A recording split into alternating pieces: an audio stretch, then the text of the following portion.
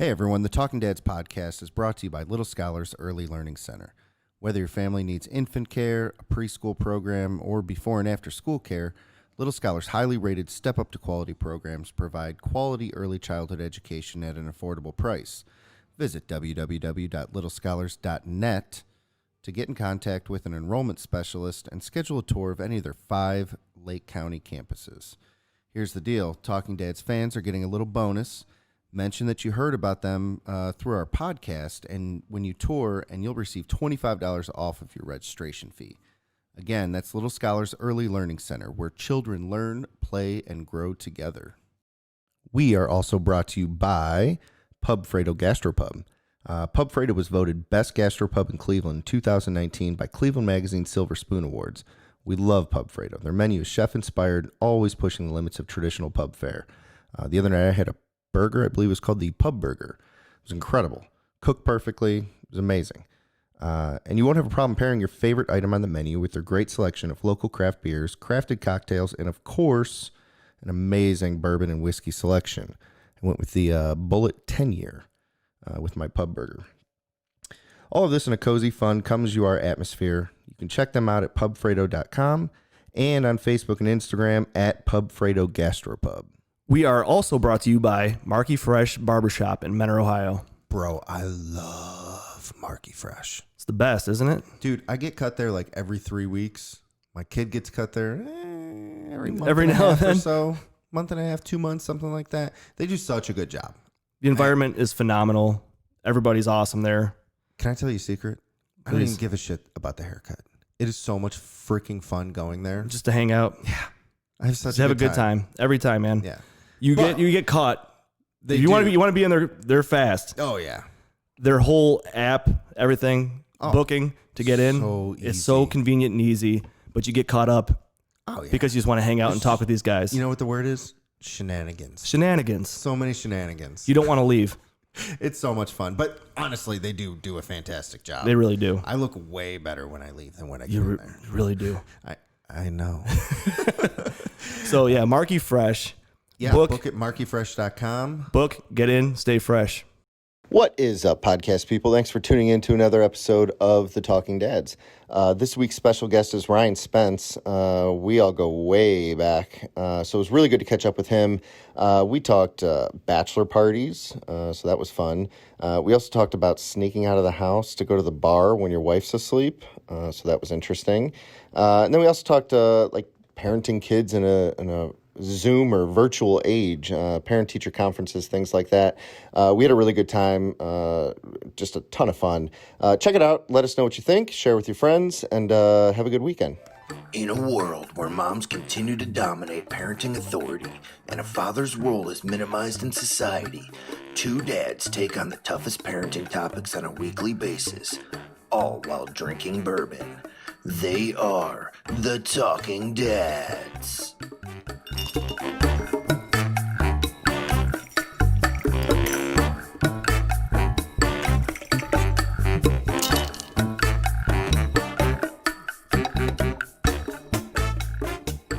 We're rolling, right? Yeah. Cool. All right, Spence, thanks for coming in, man. Yeah, It's good to see you. I haven't seen you in a long time, actually. I haven't seen anybody in a long time. Well, Oh, right. that's like a couple weeks ago. No I offense. did, yeah. I think the last time I saw you, I ran into you at like 1899. Gosh. And I was wearing And flip-flops. you were wearing flip-flops, and it was like Oh freezing man, out. we were Yes. doing we did a podcast that night, and then we went over. Yeah, we walked over there yeah. because there's a video of us yelling at you Gosh. about your flip flops. Like the what are those? Yeah, what are those exactly? That was such a weird night. It was Oh, you know what? It was Thanksgiving night, or the night before. or the night before Thanksgiving, You or know something what it like was? It might have been one of the nights that my wife fell asleep and we stuck Yes. You guys all It snuck was- out because you were with your yes. I vaguely brother-in-law. remember Yeah, and my other brother-in-law from Kentucky. Yes, yes. that. Yeah, And that's the move that we do. it's a good move. It's a solid move. Is that a dad hack right Might there? be. Wife falls asleep, sneak out of the house, and you're sneaking out with family. Yeah. Yeah, you can't So get you're in like, trouble for that. I was with family. Like, I what do you want to gotta- do? I was with your brother. So typically it happens when you're drinking. So like Yes. I've had a little bit too much to drink. Lindsay might go out. That's only happened one time. And I pulled it on her probably like 8 times. Yeah. But it works It's a out. fair ratio. Typically we only go to like wit's end, which is terrible. Yeah, right. So no offense. Well, they made it look really nice. They had the new front end of It that does building. look really nice. Yeah. I drove by there during like the whole quarantine, and they're putting that new garage door in, putting all that new woodwork up. I'm like, holy shit! I'm like, how the hell are they? I'm like, where's this money coming from? I would drive by and I'd be like, why? And it's just a roof. It's not like adding on to anything. Yeah, I know, right? It looks pretty from the outside. Yeah, it looks better. It's got a little bit more curb appeal. Yeah, it does. But I'm like, where the hell is this money coming from? Like all these bars are closing down. These people, they're like, they're renovating everything. Also, I think the 3-hole did some. They're like closed or something for a little bit for renovation. Yeah, they're redoing a bunch of shit there. Yeah, it's gonna be. It's looking real fancy. They don't have Lakeshore is going to be very. I was gonna be hopping down there, man. Yeah, The 3-hole, Wits End. What's the place across the street from Wits End? It's like Caddy Corner. It just took over like new ownership or something like that. It's called like Jimmy's Bar or something now. Okay. It used to be a gay bar? I don't know that. It was like the locker room or something like that. Oh, well, I was going to say the last time I was there, I was with, with you. It's cool. Whatever. Spence like, yeah, I mean, there's nothing wrong with that. But Spence like, hey, you want to go to this bar with me? I'm like, yeah, sure, man. It's just We're getting all kinds of free drinks. That's weird. Really nice guys in here. For sure, but somebody told me that like that was like the secret gay bar, and I was like, huh, who knew? I would have never known. I don't think that that's true. The only one that I know about was the one downtown Willoughby. Yeah. Axis. Yeah. And then they moved the Funky Frog, or the building. Back Street, or whatever it's called. They still there? Yeah. I don't know. I haven't been there. Sounds cool. Yeah, I mean, can't wait to go there. Yeah. I heard they have some, because they had the drag show. Then I think they had. I've seen that before, actually. Have you been to it? Yeah, it's very entertaining. That's what I heard. I walked in there when it first opened. I was actually with you, I think. No, before you left. And Marco was like, we got to go check out this bar. Yeah, all right, I'll go check it out. Yeah. And I walked in and they were like, really excited that we were in there. Yeah. And then I'm looking around and I'm like, this is an interesting place. You go on the other side, it was like the windows were like blocked off and there's like all leather couches and chairs and stuff. And I'm like, this is an interesting room. I got turned off because I typically only drink like Miller Lite if I go out to the bar. Yeah. And he's like, yeah, we only got Bud Light. I'm like, this is terrible. Well, fuck this place. Oh, also, don't worry about swearing. You could swear. Oh, in you can here. swear as much as you Yeah, want. you want to. Fuck shit. Or you don't have to. We have had people on that prefer not to swear. Yeah. I was just making a point not to celebrate.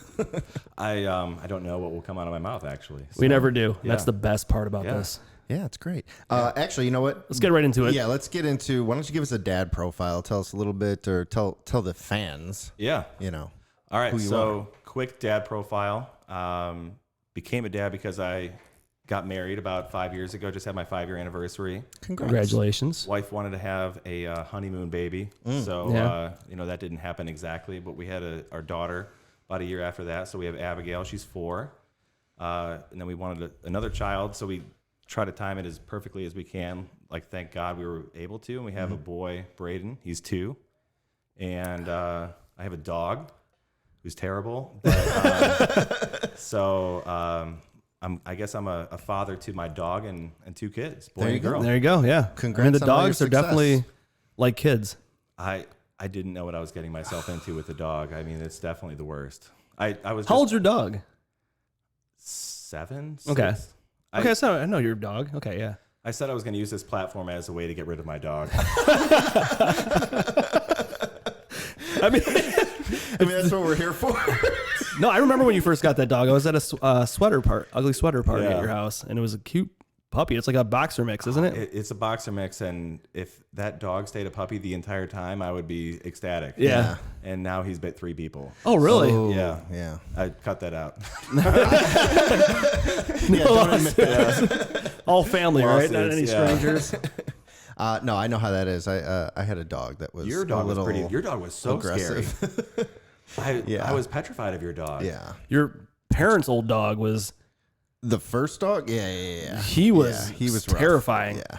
I'll never forget when we were like in 8th grade or something, and we weren't allowed to go into Ian's house. Like, he was allowed to have a sleepover, but his dad was like, "None of you assholes are coming into the house."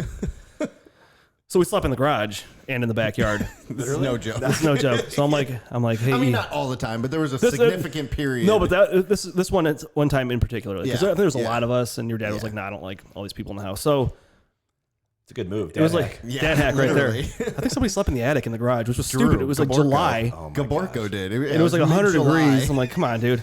So I'm like, I got to piss. and I should have just gone in the backyard because I walked into the house and I opened the door and his dog is standing there and my arm is instantly inside of its mouth. Like he's just like, like he would like bite me, but he was like, I don't know how, it's how they say hello sometimes. They just want he's to like, put hey, their what's up, mouth man? around He's like, yeah, hey, I'm just going to eat your arm. And it was terrifying. It was like 3 a.m. And Yeah. I mean, I knew your dog, but Right. it was pitch black in there. I couldn't see anything. And then I get bit by He was a him. pretty scary dog. He was aggressive. husky or Yeah, he was a purebred German Shepherd. German Shepherd. Also, my dog has some German Shepherd in it, which I think that's why it's so protective. It was fine. We could take it to like the dog park. Yeah. Until, as soon as Lindsay got pregnant, game over. Yeah. Like super aggressive to everybody who came near us. That might be the Shepherd in them. The boxers are usually really high energy, real dumb. Yeah, like they're very easy to train too, which is awesome. I should have taken my dog up on that. Like my dog was so well. I worked really hard at training him, but he's a great dog. Teddy's great. Yeah. I think the hard part with dogs is, especially when there's kids around, is you have to take the time to get the dog their energy out. Yeah. Because if you don't, they get wound up and they get crazy. I mean, that was the big mistake that I always made with my dogs, and I didn't even have kids then. Yeah. Is, they need to run. They need to go for walks. They need to do stuff. And I would just, they wouldn't do it on their own. You know what I mean? Like I had this big fenced in backyard and I'd let them out to go run. They would just like plop down in the corner in mud. Mud. Like, cool. They need like the incentive. Like, or the little push. Yeah, exactly. Yeah. Like if you're playing with them, it's one thing, but it's like, Right. if you're going to set me out here, I'm not going to go run in circles with nobody playing with me. Kind of like kids. Yeah. It was a good intro. It really is. We got a dog. I've never had a dog my entire life growing up. Okay. Never. And then my wife and I bought a house, and I'm like, we need to put a dog in here. Right. Makes sense. We got engaged, got a house, and then I'm like, if we get a dog, it's like life is going to be great. Yeah, going by the book. Yeah. And then it turned out to be kind of terrible. I think training a dog at the beginning too when they're puppies is a nightmare. I don't know how your dogs cried really bad at night. Like, so I lucked out. So I got Teddy when he was like 6 weeks old, which is like 2 weeks ahead of when you're supposed to do it. I brought him home, and the breeder's like, he's gonna, just so you know, he's gonna cry all night, and he's gonna keep you up, and this and that. First night we have this crazy thunderstorm. I mean, crazy loud storm. He slept through the whole thing. wow. He didn't cry once. He was amazing. I told Liz, I'm like, we're gonna keep him in the crate for as long as possible. Second night we had him, he was in our bed on my pillow. I walked in the room, I'm like, sweet. So I just went back to the couch. So yeah, I mean, but like potty training was the biggest freaking nightmare, man. It's hard. You got to go out like every like 20 minutes. I forget what it was exactly. Yeah. But, like all the time. Like I was like starting to like try to like figure out new things, like jingle his chain. Like, all right, that's how you know you're going. Yeah, just go. Yeah. You got him in the winter too, right? Got him in like October. Oh, wait, yeah, we did get him in the winter Because it was right around the ugly sweater party. I remember that. His birthday is like October 15th. So. Yeah. I mean, I don't know when he was born, but like they said he was 8 weeks old. So you're going outside with him when it's freezing outside. Yeah, that's rough. I got Teddy in June, so it was like perfect. But he used to piss in the house like crazy, man. Like it was just, and he would get scared once he started peeing, and he would start running as he was peeing. So he was peeing down the hallway. Mm-hmm. Oh my god! Go and hide under my bed, and there's a puddle underneath my bed. I'm like, I can't stand this. And we got him 6 months before Sam was born. Really? It was so stupid. I fear to go down the rabbit hole talking worked about out, dogs. It worked out great. Really? Dude, I'm on the fence right now. Like, so Well, Gibson really wants one. both of my kids Yeah. are like, My dog is great. You should. they're both. Dogs are the best, man. They're so good. That's what this I'm whole never spiel. getting another dog. So You say that. I had 2 at one point. Jasper passed in 2015. Sounds right. No, I think it was 16, April of 2016. And then Sarabi passed in 17, right after Sloan was, 18 actually, early 18. So anyway, Gibson still remembers like having dogs. And then we walk around the neighborhood, and now we're in this apartment complex, and there's dogs everywhere. Oh, yeah. And he's just so excited. And like, he'll do this, like, he'll just look at me and he's like, Dad, why can't we have a dog? I'm like, stop. You got to fold to that. Like at some point. You're going to give in. It's going to happen. Especially if you've had dogs. Right. So you've been a dog person your whole life. I've always had a dog. Yeah. Like, I was 4 years old when we got our first dog, and Always a German. always a shepherd.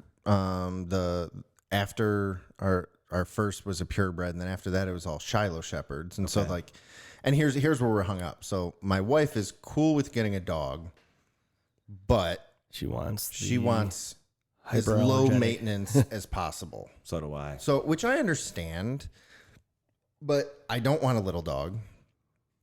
And I don't really want like a hyper, like shepherds to me, that's just what I know. You know what I mean? But these long-haired shepherds, they shed. They're a mess. And it's a ton of work to clean up. And so They're kind pretty of low-key dogs, though. But yeah, I mean, as long as they're trained to Good protectors. yeah, they're good protectors, like, and they'll just kind of chill, and they're not like hyper dogs. You know what I mean? Yeah. Get a fenced-in yard, throw them in the backyard. Right. And so, like, now I'm thinking to myself, like, all right, we're going to have to do this at some point. Like, the kids are just not going to let it go. No doubt about it. So, you know, we're building a house right now, and it's not supposed to be ready until like March, April. I'm thinking with delays, it's going to be like May, June. My question is do we take the dive now while we're in the apartment, which is going to suck because it's wintertime. Oh, gosh. Taking them out and stuff like that. But do we let the accidents and stuff like that happen in the apartment? There you go. That's a positive. Thinking, really optimistically about it. Instead of the brand new house, like, no, You know what you should do is put like a baby gate outside of your apartment, like out the back door. Yeah, we totally could. Throw them out the back. Yeah. I don't know. I here's the other thing is, and I loved my dogs dearly. One of the hardest things ever have to do is to put a dog down. It's miserable. And then actually the hardest thing was explaining to your 4-year-old. Oh, Yeah. gosh. Like, that was tough. And even to this day, every once in a while, he'll be like, when's BB coming back? I'm like, Gibbs, we went over this, buddy. What's the move? So I don't know. I don't think that I did it correctly. Farm or... No, I tried to explain life and death, and Yeah. and I tried to explain that, she went to heaven and she's not coming back, and he, for a while, he did not get that. That's a tough He was thing like, for well, a kid to when's she comprehend. coming Tough thing back for me to though? Yeah. 100%. Seriously. Yeah. But I think he's gotten it now, and it's so interesting to see kids, I guess, like, regurgitate what they've been taught, right? And so, like, well, yeah, and he just talks like so matter of factly about it. Like, whenever we run into somebody on a walk that has a dog, he'll go pet the dog and be like, yeah, we had a dog, but she died. Oh yeah, she's not coming back. Your dog's going to die too. Yeah, right. Literally, he'll say stuff like that, and like, he just doesn't, he's But it's smart. 5. It's- Right. So yeah, I don't know. It's a tough conversation, man. We had to deal with that with when Liz's grandma died. Like, Yeah, because he knew her real right. well. He saw her all the time. Right. And I remember at the wake, he's like, "Oh, there's Gigi. She's sleeping." I'm like, "Yeah."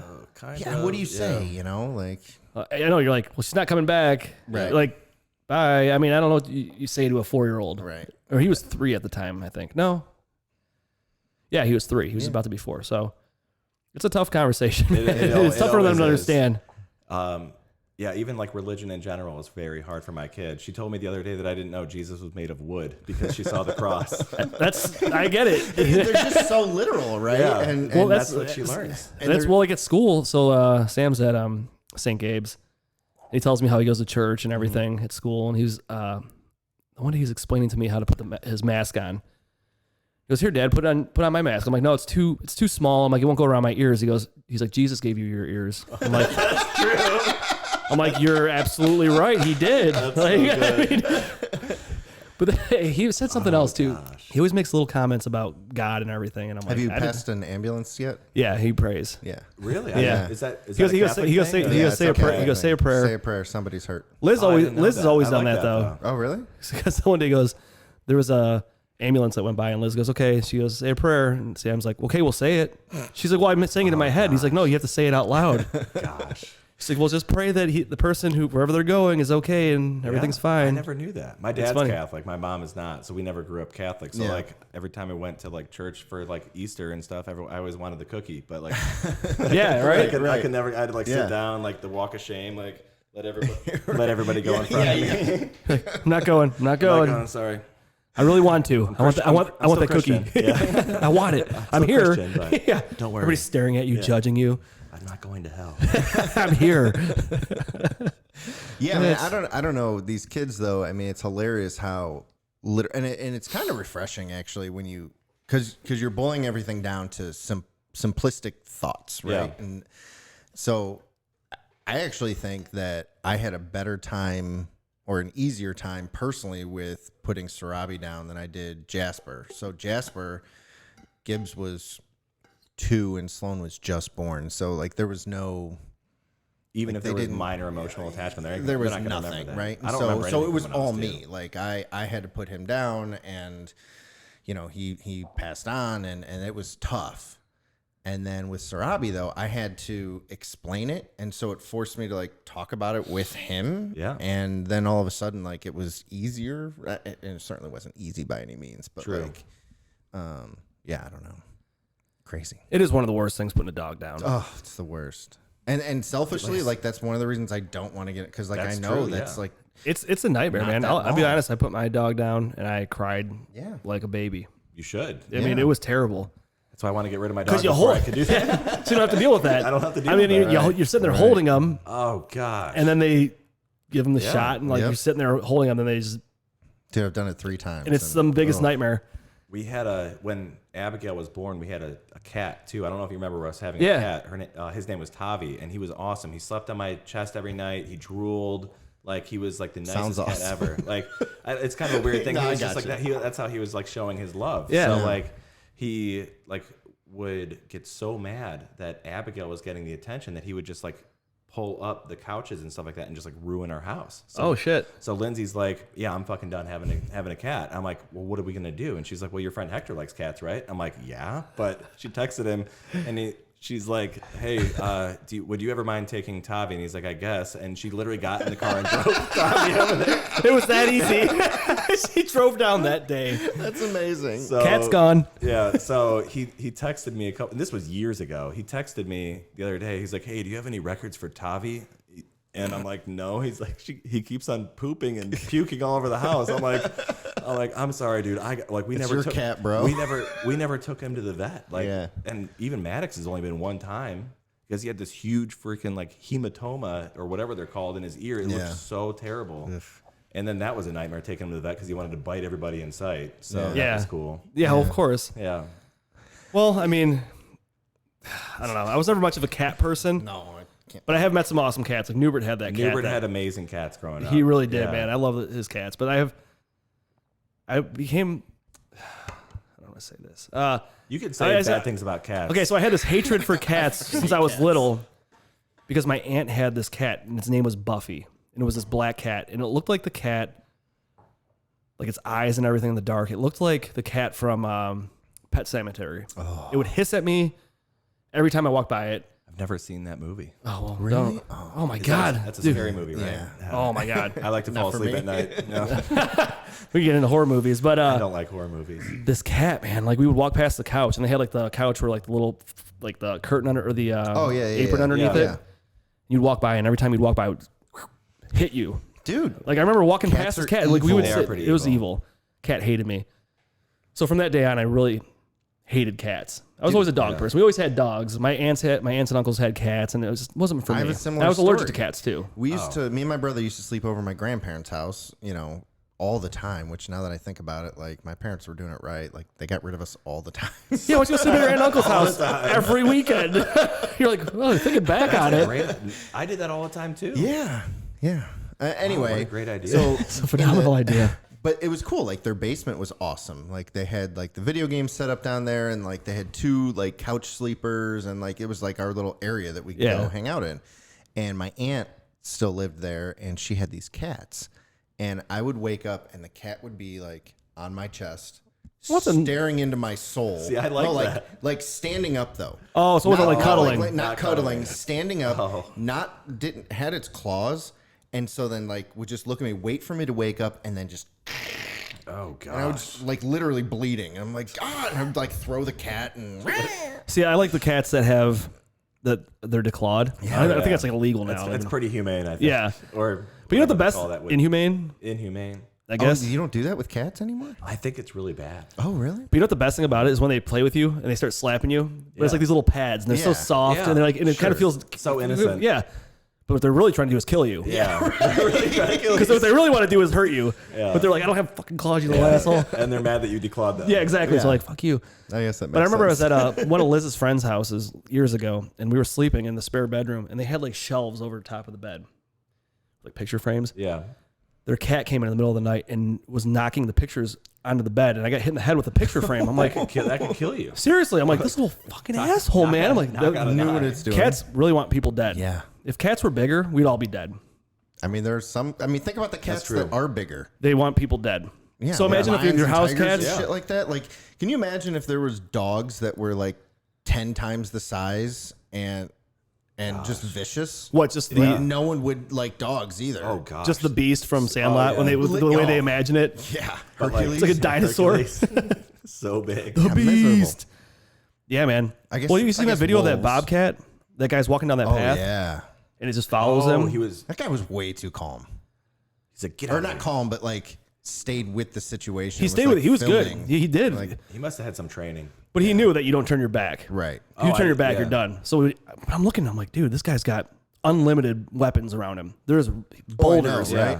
If that was me, I'm picking up boulders and just whipping them at that thing. Did he have? Was that like a GoPro. GoPro, or think- was that like a phone? I don't Is know. he Maybe like I'm about to get mauled. Let me go ahead and grab. Yeah, my phone. Right. I gotta make sure I document this Yeah. so people know what happened to me when they find my corpse ripped apart. Yes. Yeah, I mean that guy was lucky though. Man, that thing was getting pissed. I've heard bobcat's pretty tasty. Joe Rogan says Yeah. so. Really? Yeah, I've heard it murders. I heard it's a murderer, bro. Slaps. Is that a? It slaps. Slaps, yeah. I heard Bobcat slaps, bro. My buddy said something slaps to me when I went to visit him in Columbus. I'm like, what the hell are you talking about? He's like, what do you mean? What am I talking about? Like, I'm sorry, man. I'm 30. I'm 35 years old. I don't know what that means. Okay, but it's a thing. Slaps is a thing. Slaps is a thing, Yeah. and also I think Cleveland is a little bit further behind in the times than maybe Columbus is. When I went think to so. visit. Yeah. It's making its visited way. Columbus. It's making its way. We'll get there in a couple years. Everything Yeah. will be slapping. It'll be slapping. Won't be slapping. I think I slapped last night. Nice. There it is. Got to get in there every now and then. yeah. That's I also love what it. she said. That is, yeah. Oh, yeah. Gosh, we could be hitting that all night. She said, Oh man, you a big Office guy? I love The Office. I know, It's me so too, good. man. I watched a few episodes this week. I used to like watch it solely for the purpose of potentially going to a trivia night one time. Yeah, And Just- I never just went to to- a trivia night. Like No? I would Skype my like coworkers like trivia questions, but they would get it right, and I just watched the episode. you still missed it. And I like if they would have asked me an episode from like 5 episodes ago, I would have no idea. Like, Right, my memory right. is just so terrible. Mine's bad, man. And the thing is, you binge watch those shows. Yeah. So you don't can't really even take know. it all in. Well, know it's such anything. like a cult following too. Like where I was at a bar one night. I think it was Hooley House or something. This was years ago, and they had like Office trivia night, and we weren't playing. Yeah. But we were watching, and people were fucking intense. I believe it. People are. and they were amazing. Yeah, it's I thought my impressive. brothers were They there. have it like on the big screen or Yeah. whatever. That I don't know. The big screen. Yeah, Yeah, you know Big screen. it's like that old controller Oh, from Nintendo with the joystick. Is that what that was? no. There's like a Yeah, there's like a thing. yeah. Like did you write it down on a piece of paper and give it to the No, host? or- no. It was all there electronic? Like the old school, like Damon's. Yeah, Damon's. Yeah, It was like Holy that. shit, Gosh. dude. That was so great. I forgot about that was Damon's. a long time ago. Yeah. Oh, Damon's was great with that. They had the trivia up there all the Yeah, time. absolutely. And like people were getting the answers right away, and it was crazy. See, I feel like I could go to like a movie trivia night, and I feel like I would be good. Oh. But I'd probably get my ass So kicked. many people are so good. I mean, it would have to be so specific for me. It would have to be like one of maybe 20 movies, and I'd be good. Dude, But there's a you lot of movies that I branch know out that a of lot of that, people I'd be like, don't. Like we played there was a game called Shout Out, and it was like movie trivia, and we used to play it like at my uncle's house on Christmas all the time, and I would just kick ass every time. Do you remember? I slapped. Do you slap? Do you remember Andy? Did you watch The Office as well? Or, Yeah. Andy was in a band. Do you remember what the band's name Oh is? Jesus, questions like that. Like that's not even that. Well, it was. That's not even that hard of a question, but I don't know though. Yeah, and I can't think of it. I now wouldn't that I'm be on able the to tell you. spot. But like Broccoli Rob is a member of the band, and like I know someone who named like 15 of their band members' names. That's incredible. See, I couldn't do Yeah, that. I couldn't do that. There's small things that I would know. Like I watched an episode the other night. It's like one of the later seasons, and After Michael Dwight- leaves. yeah, it's after Michael leaves, and I don't like him. Yeah. But You restart after You stop there. But Dwight was asking Toby about how people become gay. He's like, is it spread like... Oh, God. He's like, how do you become gay? And then he's like, where's a gay man's vagina? He's like, there's just men, they don't have those. He's like, he's like, which one's penis opens up to receive the other man's penis? Like the questions are like, I'm thinking to myself, the outtakes from that had to be phenomenal. Oh, yeah. Toby's face too. He's like, wow. And I'm surprised they were even able to air that. It was probably long, like far enough back. Ago, so I mean, Like it was probably far enough back that it was okay then. But probably now it's like it's a little sketchy. We talked about this before about how not that long ago you could get away with saying almost anything. Yeah. When did Old School come out? Jesus, 2000, like 2001? Definitely early 2000s. Early 2000s. And the trailer for that movie. No, you're thinking of. Oh, go ahead. I think it's something else. Is that not what I'm thinking? No, go ahead. Because I think you're thinking of the right. I'm thinking of the Step Brothers. No. Naming movies. Hangover. But that was, I think that is what I'm thinking of. Oh yeah, because it was paging Dr. Faggot, and that was in the preview. Yeah, in the that. like preview of. Oh that was the God. trailer for the movie. Played on like national TV. The preview. That was the trailer for the movie. And so you're right. So Hangover was even later. That was 2000. Like so that's when we first started. That's before I started dating Liz. That was. I bet that was like 2006, 2007. Yeah, 9. Wow. 8. Whatever. It's crazy how terrible people used to be. Yeah. But you didn't think about it. You didn't even think about it. Like when you're in grade school and you say like stuff like, "Oh my gosh, that's gay." Like today, oh my gosh, I can't. Now even you have fathom. to say it slaps. It slaps. Like well, no, slaps is. Oh, yeah, That's a good thing. good. No, it's gotta be something But, negative. like, What's it's- negative? That's slang. I don't even know. Oh, that's whack.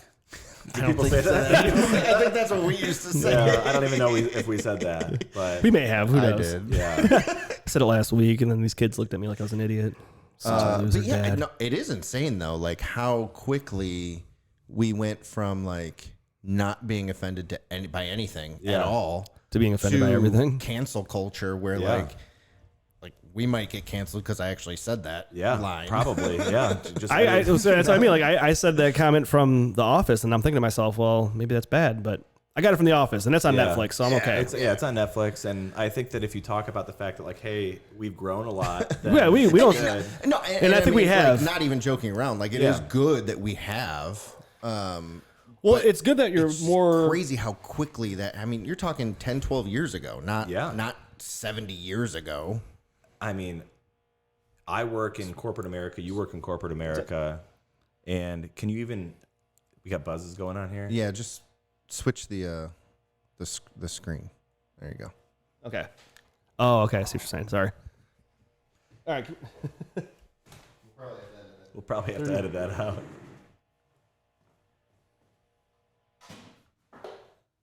Say 34 Wow, minutes. that is so much better. That's so annoying, man, when that was that? happens. It's a water. Oh, So what were we saying?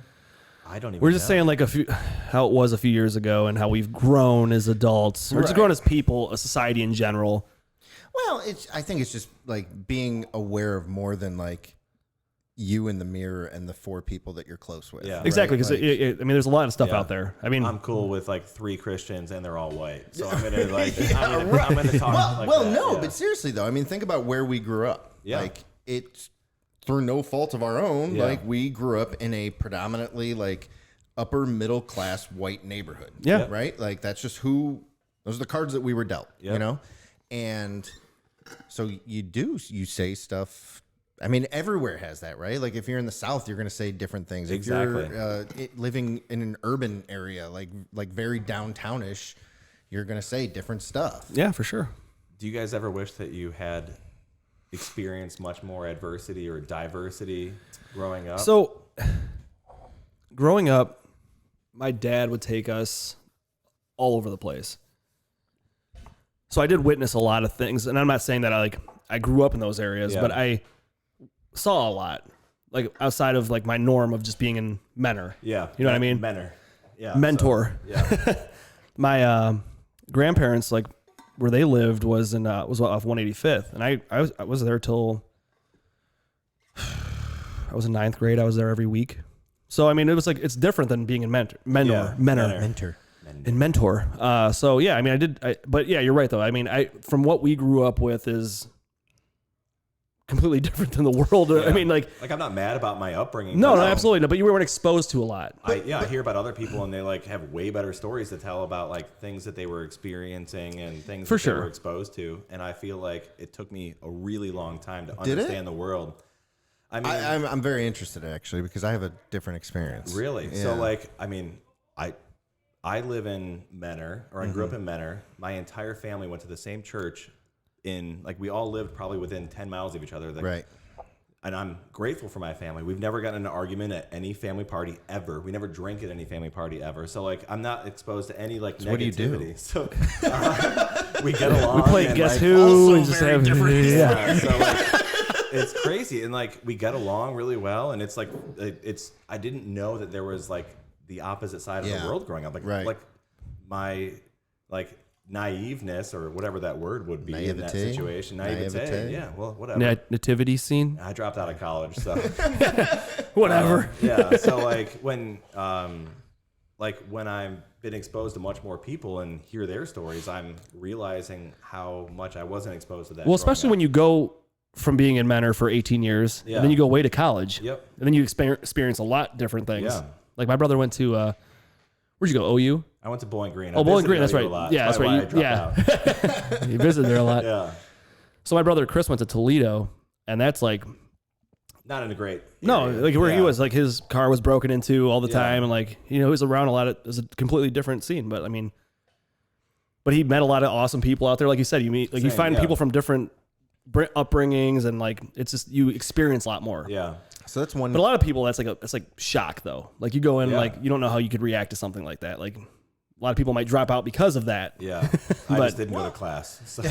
We're at OU every weekend, and then you're like, maybe I'll just stick around until Tuesday. Well, I think that there's two things I want to bring up. One is, yes, we grew up in a predominantly white area where it was relatively crime-free and whatever. But I also think that, at least in my experience, like the values were still there to where it wasn't like I don't know, I was never like afraid or like weirded out by other cultures. Exactly. You know what I mean? Like I wasn't like afraid of it, or I wasn't like, I was excited to meet people and like, well, what kind of food do you eat? Whatever. Yeah. Like, and I know that sounds like super crazy, but that's literally how it was. Like I remember I went to boot camp. Yeah. And I was the minority in my platoon. Like that could probably expose you to a lot of different 80 people. dudes or 82, I think, that we had. And I think there was like 30 white guys. Yeah. We had Hispanics. We had Asians. I remember we had this dude. His name was Private U, YOO. And he was from San Francisco or San Diego, something like that. It was like, he talked like a surfer dude, but he was so incredibly Asian. Oh, I believe it. And this poor kid, his last name was YOO. And so every time the drill instructor would say anything to anybody, hey, you, he would have to go run over and like stand at attention. Like, not you, get the fuck out of here. I said Recruit you. Literally, it was the best. Oh, man, but that's no, fantastic. like, and I don't know if it was because the situation that I was dumped into, by choice, of course, but like, was so incredibly like you wouldn't have even had time to think about that anything. No acclimation period. Right. It's like immediately. So, but like you had to like band together. Yep. So I don't know. I thought that was awesome. Like That's a good way to do it too in the military though. Yeah. Yeah. Because you're like, okay, I don't care who you are, where you came from, but you're on the same team. Yep. But then even after boot camp, and the reason I brought up food was because I remember like you get to your first duty station, and again you're still thrown in with people from all over the place, right? Yeah. And I remember the first thing that people would ask is like, all right, well, what do you guys cook? Because like the food sucks, and so like you would go out and get the best ingredients that you could find to make like your hometown dish. Yeah. I'm like, shit, like I don't have anything. Yeah, our hometown dish was Wendy's. I mean, you got any JBC ingredients? Honestly, though, but no, I mean that's where I like started to cook chili because I remember my dad would always make chili. You know, and so that was something that was different. And they would be like, oh yeah, you all get that Skyline. I'm like, we don't have Skyline. No, maybe in Cincinnati, but I think it's garbage. But where's the nearest Skyline? Like Mayfield? It's in like Lyndhurst. Okay. Oh, is there one? fun. I didn't even know there was one even close. I'm embarrassed. Down Mayfield Road. I've never had it. It doesn't have beans in it, so that really attracts me. See, I'm not huge on the beans. I want more meat. But I mean, we'd have dudes like That's what she said. we would have dudes like on a random Saturday, nothing to do, would like order stuff and have it shipped and like make these like crawfish boils. Oh, it's like the New Orleans boys, amazing. man. Yeah, it was just amazing. Like we're always eating something random, and like I don't know, I'm a fat kid. I love food, so I was like, That's one thing I wish we would have had more of. Is like when we went to New Orleans, is like explored a little bit more. We were here, man. I think we went during the wrong time. But we it were was on perfect. Bourbon Street. And it was amazing. Like, I think you go there for the alcohol first. absolutely. I mean, my bachelor party was an absolute shit show. Yeah, but it was amazing. I've heard some stories. Yeah, there's some cool things happened there. Yeah. So grenades, you know. It was nuts. Nades. Perry was like a caged animal, man. He That had kid. so much fun. we went to the bar this one day. So we were at the pool drinking. So we had like our hotel was awesome. My brother Chris picked out the hotel, and it was so clutch, man. We had this pool right on Bourbon Street. It was perfect. So we had this pool, and we got to hang out there all day. We just drank. We brought food. We were just hanging out. At one point, we had one of the employees comes out, and he goes, "Hey guys, we got some complaints about you." We're like, "Oh shit." Because we have like cases of beer. There's like empties floating around the pool. There's like fucking McDonald's wrappers in the pool. This is a and complete shit disaster. Like that. We have music blasting. He goes, you guys aren't partying hard enough. No we're like, oh fucking my, way. all right, we can kick it up a notch. Gosh, that's great. But we went to this bar. It was like 2 p.m. Maybe. So first of all, let's back up a little bit. Raj goes, there's a strip club. He's like, I looked it up. Yeah. There's a pool. He's like, and the strippers are handing out drinks at the pool, and it's amazing. We got to go there. awesome. So we're like, all right, let's go. We're having a pretty good time here. Yeah. It was early. It was like early. It was in the noon, afternoon, yeah. Probably when we started talking. So we're like, you about know what? this. Let's go check it out. Raj is like so pumped about it. We walk in. Raj walks out the back door to where the pool is. He's got a drink in his hand. He's bobbing his head, Jamming. and he's like, he turns around and he looks at us. He like gets to the door. He goes, turns around. He goes. So we're like, okay. So we had to go check it out. We had to check it out. Oh god. One thing I'll say about that too is there was that stripper there, The and they had this acrobat? high ass ceiling, right? It's like 30-foot ceiling. She climbs all the way to the top, and we're sitting there, and it's like noon. So she gets up to the top, and then she just lets go. Free falls, stops an inch from the ground. Oh my gosh. Because we're all like, oh my God. We thought we were going to witness a death. A death. And you hear about it every few years. in Sure, Cleveland. yeah. We remember at Christie's, that Yeah, poor yeah, girl. yeah. So she stops like an inch from the ground, and we all just stand up and just start throwing money everywhere. We're like, oh my God. It was the most impressive thing I've ever Wow. It was amazing. She should be a professional athlete. She should. It was the most impressive thing ever. So next thing we do is we go seen. to By the way, this pool. It was, so it was a above ground pool Oh, no. with like a noodle floating around. Oh And no. like a couple like folding chairs, like not even folding chairs, like those plastic, like- stackable chairs. Oh no. That you put in the pool? No, like just outside, sitting around. There's like nasty green plastic chairs that The ones like just, dry rot. They like break in half if you sit on them. I mean, yeah. Raj just telling us, yeah, man, there's like these cabanas, and I'm like, oh, this We're sounds expecting like amazing. Vegas, right? High class. Yeah, Right. no, not at all. It was terrible. So we leave and we go to the next bar, and they're playing like all 90s like old school rap and everything. Jams. Oh, dude, it was Yeah. amazing. The So Ian bangers. goes to the bar because We were there 5 minutes. yeah, we're having a I'm like, blast. I got this round, fellas. And You the know? best thing about New Orleans was it 3 for the price of 1 or something like Yeah, that. Every time you bought a drink, they would give you 3. Wow. Like that's just that's the deal. But everything's like $15 or is New Orleans is very cheap. It was Really? It was Yeah. like $8 a beer, but you would get 3 of them. that's fantastic. Yeah. So Ian goes and grabs us a huge round. He's like lit walking with all these $15 bottles, lights. and he's walking towards us. And meanwhile, Perry's getting crazy. He's dancing, and he like jumped on a table or kicked a table over, and like a bunch of drinks flew everywhere. So Marco comes over. He's like, "We gotta go, man." I'm literally holding 15 beer. Oh my god. He's like, "We gotta get out of here." He's like, Like "Perry's now? got booted." We're like, "Perry got booted." Ryan Perry got this. So the other cool thing about New Orleans is like, when you leave, they have a stack of cups. Oh yeah. So we just took them all You to just go. fill all your Oh, cups that's up and you just nice. walk out. Yeah. You- That's So it wasn't fantastic. wasted. Yeah. But like, yeah. No, the only rule is no glass on the street. Yeah. I can get down with that. Yeah. The place was amazing, man. We had such a blast there. And the cool thing about New Orleans, or especially Bourbon Street, is there's zero expectation. Like, Oh, what we were wearing? I mean, 90% of the trip, I was wearing basketball shorts and like a tank top. Like you go there, like I hear Like going a lot to of like the bad club. things about Bourbon Street. Like, hey man, don't go there. It stinks. It's terrible. But like, you guys First impression, when you get there, We've made a huge mistake. yeah, it smells bad. So we got out of the Okay. car. It just finished raining right before we got there. It was humid. It was August. Really? Oh, So we get out and like there's this guy sitting in front of our hotel, and I remember it was like right around the time that LeBron came back. Yeah. So I had this Good LeBron time. shirt on, and we get out of the cab, and this guy's screaming at me, like in my face, just flipping out on me, he's talking shit about Cleveland and this, and I'm like, okay, and I'm like, this sucks. This is gonna be a terrible time.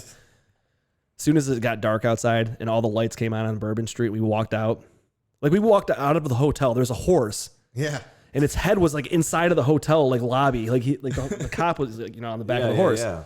Holy shit! So we walk up to this cop. We're like, hey, what's the rules here? We're from out of town. Yeah. He goes, don't leave the strip. He's like, stay on Bourbon Street. He's like, don't piss in public. Good call. And that's about it.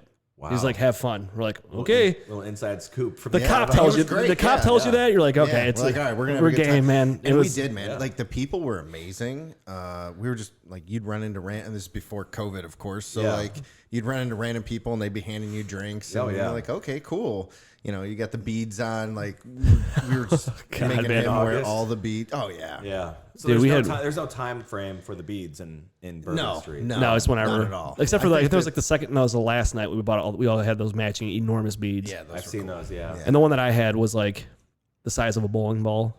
That was awesome. Like that was like, and it was the biggest attention Oh, getter it was ever. amazing. Yeah. Peacocking, really. Oh yeah, Yeah. Right. Right. literally. Yeah. So I mean, people were out there like He's I just had. out there slapping. I was yeah. slapping him like crazy, man.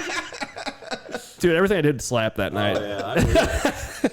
No, it was a really good time, and we got some good food. I mean, We did. We had the one night where we went out. We yeah. went. Witterman took us like found a place, We found a place like kind of off the strip. Yeah. or Mama whatever. something or other. But it was good. It was like the authentic. Did you guys like- get the beignets? No, we No, we never didn't. Actually, somebody did. Somebody did. Albert did. Albert did. Albert.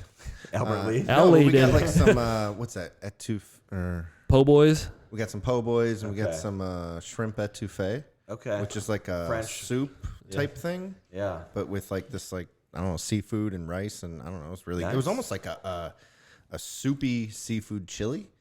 It had some spice to You know it. what the It was best good. thing that we had though.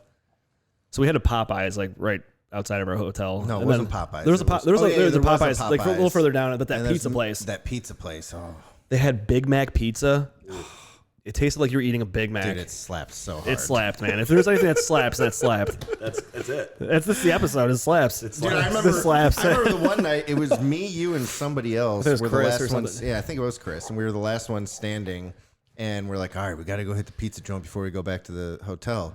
So we go there, and there's one slice of Big Mac pizza left. And I fucking gave it to Steve. He did. I was the Gosh, bachelor, I so think it's you're bachelor the man. party. I know. I appreciate that to this day. I think about how good that pizza It was. was really good. And I remember looking at Ian. He's just sitting over there eating his pepperoni pizza, just like crying. I love you, man. He's just hammered, just dropping it all over Yeah, the floor. I'm like, Every this is topping. what I gave it up for. Yeah, he's Oh, just taking it whatever. off. Yeah, look, this is gross, man. Keeps the marinara. on Yeah, that's there. it. Oh, yeah, good times. I It's good times, man. Bachelor parties. don't know how we got What'd you do for your bachelor party? We went to North Carolina. We rented a house for a week in. Oh, I Outer remember. Banks. No, God, I remember your was really story bad. of yours. Yeah, I'd like. You want to talk about it? I'll talk about it. I remember the stories. I could talk about a couple things that happened. So my younger brother was my best man. So I'm like, dude, I kind of just want to travel somewhere, get a house, there were 22 guys that came. So we rented big party, yeah. this a pretty expensive home. Like we didn't get too close to the ocean because we wanted to make it relatively. It was like $200 for a person. So we ended up getting this place. Have you guys ever been to Outer Banks? Yeah. Yeah. What are the places called in Outer Banks? There's Duck. There's It's like right when you get in. It's like Corolla. not left or not right. Corolla's at the Coralla's end. pretty far north. I Yeah, think. it's like it's It was in like a regular residential neighborhood. okay. So right at the beginning. So like they weren't expecting 21 idiots to get there. So Yeah. Kitty Hawk's one. our Newbert actually went there early with a couple friends, and we met there. Like I couldn't take a week off of work for my bachelor party, so I went there like on Wednesday, and this was when the Cavs were in the finals the first time. Okay. I think 2015. That makes sense. So So not the 14? first time, but like their Well, first the second LeBron time. We lost. Yeah. Yeah, the first time. So that's So before we won. 2015. Yeah. So my younger brother is the best man. He has season tickets. Huge diehard Cavs fan. Yeah. So he couldn't go there because there was a home Cavs game that he needed to go to Friday night or Thursday night or something like that. But we got there like Wednesday night and we bought like these little kiddie pools and filled like 20 cases worth of beer and ice in there the whole time. And then it was like 3 stories. So Ryan Lewis, I was talking about him earlier, goes on the 3rd story and grabs all of the patio furniture and throws it into the pool. Yeah, I remember seeing videos of that. I vaguely remember that. And we, for some reason, didn't throw any beer cans away the entire time that we were there. We just like threw them around the yard. So the next door neighbor that was a family called the rental company, and we had to go home a day early. And my brother had just gotten there 8 hours beforehand. So Can you imagine though, kicked us like out. if like I've taken my family to the Outer Banks a few times, like with big family vacations and stuff like that. I cannot imagine Being if that next was to you going assholes. It would have been. I mean, it was like that's a very short version of everything that happened, Right. but it was so bad. Yeah. Yeah, I remember all that going down. It was. saw a lot of I videos. remember all this now. I remember hearing about The police this now. came the next morning. Like literally, my brother got there at like 11:30 p.m. with C-Bone, and they both went to the game. So they drove 12 hours, drank for that night, went to bed, woke up, got kicked out, drove 12 hours. Oh, that back. ride is so miserable. It's so Yeah, bad. that's a rough drive. So the police come in, and like 2 people from the rental property are there, and they're like, "I just cannot believe this house." And like, these aren't kids, like these are adults. Because what, like 27 at that time? Some guy that worked there was like, "How would you feel if this was your house?" I'm like, "I'd be so pumped if this was my house. It was such a nice house." Actually, to be honest with you, it would be amazing. I would love to have this house right now if that's what you're offering. Like somehow somebody This got house slaps. Yeah, this house fucking slaps. Somebody got a hold of fireworks. They were just like lighting fireworks off in the backyard. Oh, like, God. we like didn't really go through like a legal battle for the next year, but they tried to sue us for like X amount of damage that we caused. Like, mind you, the second we got kicked out, this is how lame we are. We spent 2 hours cleaning up every inch of this house. Like, just because we didn't want to be assholes, even though we completely were. Right. So, Yeah, like, but you want to you were leave still assholes. like Yeah. nice assholes. so like, dude, we're fucking scumbags, but we're gonna clean up this house a little bit. Right. So every dude that was there was spending hours like trying to clean up this house. I was so hungover on the way home. Like That's a miserable, too. 12-hour drive. I was like laying across the back seat, and Saraki was driving. And forgive me, Saraki, if you're gonna listen to this, but you're the worst driver ever. Oh, God. Yeah, when you're hungover, Yeah. man, nothing worse than being in a car for 12 hours. It was like pouring down rain, like a complete traffic jam, like 4 times, and he would like slam on the brakes, so I'd like fall off the thing into like the crevice of the car and the front seat. It was bad. That's miserable, man. I think about bachelor parties and like having to go home. It's the worst. Oh, just like go back to your family. Yeah, it's the worst thing ever. I'm gonna go to a bachelor party this upcoming year. Hopefully, like the world is relatively normal. But my brother-in-law just got engaged, so Corey, my younger brother, is the best man, and him and I are gonna work on doing some type of bachelor party together. But it's gonna be freaking awesome. Yeah, when And you then- guys, when is it? I don't know. You want to go? Kinda, yeah. Okay. Twist my arm, but I don't know. There's a lot of things on the table for that. So I'm gosh, but like whenever you get away for the weekend, like it's like you're living on another planet. It's amazing. We did Arizona last year. Went to Yeah. the Waste Management Open. That looked It was So much incredible, dude. And that we left on Thursday, and it was Super Bowl weekend. We came home on Monday, and it was amazing. running to the whatever hole it is. Oh, what, 16. 16th hole. Yeah. Oh God, that's what an experience. That's coming up. It Was is. that a bachelor party, or was that just like? Because Ian goes like every I year. go every year. So my Really? parents live out there, and so They do? Yeah, they live in Phoenix. Okay, they don't live on what's it called anymore? Galloway. Yeah. 20 years later. Right. They moved out there like maybe Galloway. 6 or 7 years ago. Okay. But so that's just always worked out to be a good time. Like daycares are a little bit slower in the beginning of the year, and so it was a good time for me to get out for a week, and I would take my kids, and just go hang out. Scottsdale? And, yeah, Scottsdale area. And what he means by bringing his kids, he means dropping them off with his parents and then party it. All right, so first of all, I'm just kidding. So typically, for the last couple of years, it was just me and like my parents and the kids. So it was whatever. Like your wife just we would stay all hang home out. and- Yeah, she can't take off all the time, whatever. yeah. So, and it just kind of sucks to fly out to Phoenix for like 2 days. Yeah. So she would do a different trip, whatever. But last year, literally, I brought my daughter, and I basically dropped her off with my parents. That's not and bad. then went to the hotel with the guys. Yeah. And But it's the great for one your night parents, though, because they get to spend yeah, they time get with to Sloan see it, then. yeah. Like, so, yeah, Friday night was the best one night we had there. It was by far the best night because Ian wasn't with us.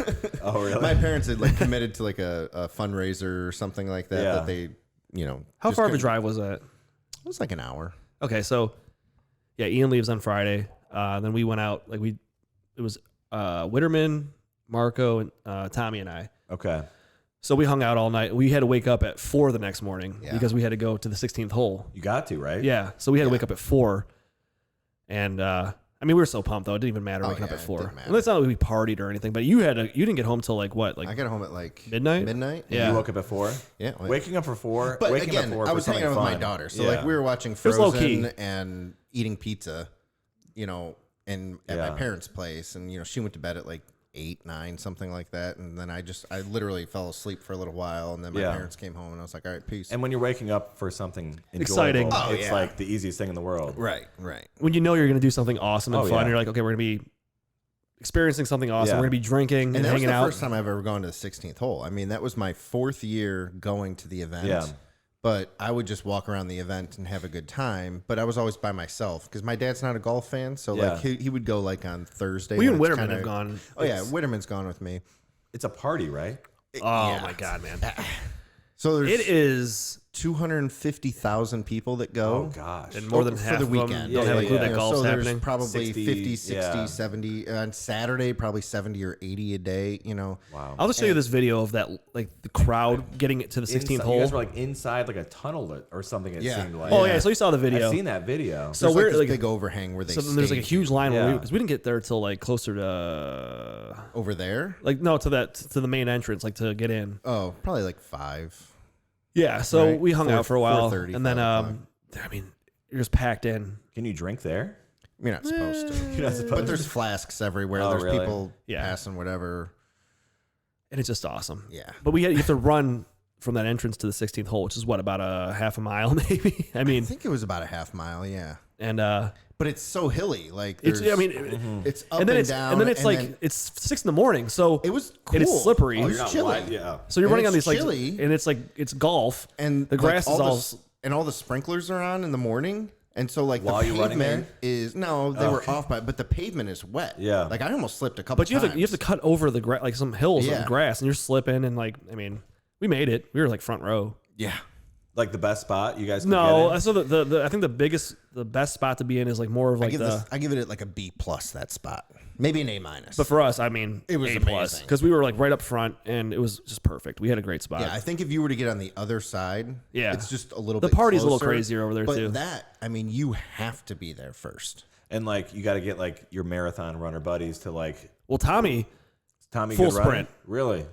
like I was up with him for a little bit, and then I lost him around this like there's a spot where you're going around these trees and shit. So I fell back behind him, and then all of a sudden, Witterman pops up out of nowhere next to me, and then Ian pops up next to me. I'm like, holy shit! I thought you guys were like way ahead of me. I'm like, I thought I was in the back. Marco was lost. He was by himself. Oh, he was yogging. Oh, he started walking right away. What? He found us, but Wow. it worked out great, man. It is such a cool experience. I mean, it's Bachelor party idea, but see, I don't know how this year is going to be dude. There because was this bachelor party that was there. They all had like the white caddy outfits on for like Yeah. the Masters, and it was what did it say? I can't remember. So it's the Waste Management Open, Yeah. and like they had these things, and they had like custom tags made. It said wasted. Oh yeah. Oh. Wasted. Bachelor Open or Not some, bad. I don't know, Yeah. whatever it was. creative. And they had Relatively their clever, names on yeah. it. It was cleverer than I said. Yeah. But like Definitely they were more. having a really good time. Yeah. I don't know. It's just I just don't know how this year's gonna throwing go. breakfast burritos at you. I have a video of Ian catching a breakfast burrito. You want to talk about the happiest person on the That planet? would be so. I believe it. I made a Nothing video better of than it too, breakfast like where he burritos. catches the burrito and then he turns and I just put it in stare slow at the motion. He turns around, he's like, "Roar." He's like growling. It's the best video ever. What's the song from Titanic when they like? A love will go on or whatever. Yeah, It's my like heart Ian will as the go burrito's on. coming Yeah. towards him. It's like Just meeting so- his It would be hand. amazing to put onto that So in video. I love. definitely could do that. Yeah, you're pretty good with all of that kind of. Oh, stuff. the Photoshop. photoshopping. You know what's funny about that is people actually send me messages all the time on Facebook, like Messenger, like Really? asking me to Photoshop stuff for them. Do you do it, or Yeah. you're like, hey, give me like You should start $8? charging. I should. You should see the one I did for Jacqueline. Really? She sent me a picture of her hot dog daughter. thing? No. Oh, no, that was a pickle. That was a pickle. I've done a lot of dick editing, inappropriate gosh. pictures. But she asked me to Photoshop a picture of her daughter. She had Thanks, buddy. it was like a picture on Christmas or something. And she's like, "Can you take the chair out?" And like, she's like holding a chair, and there's like a door behind her, a glass door. She's like, "Can you go edit the door out and like take the chair out of the picture?" And I'm like, Yeah.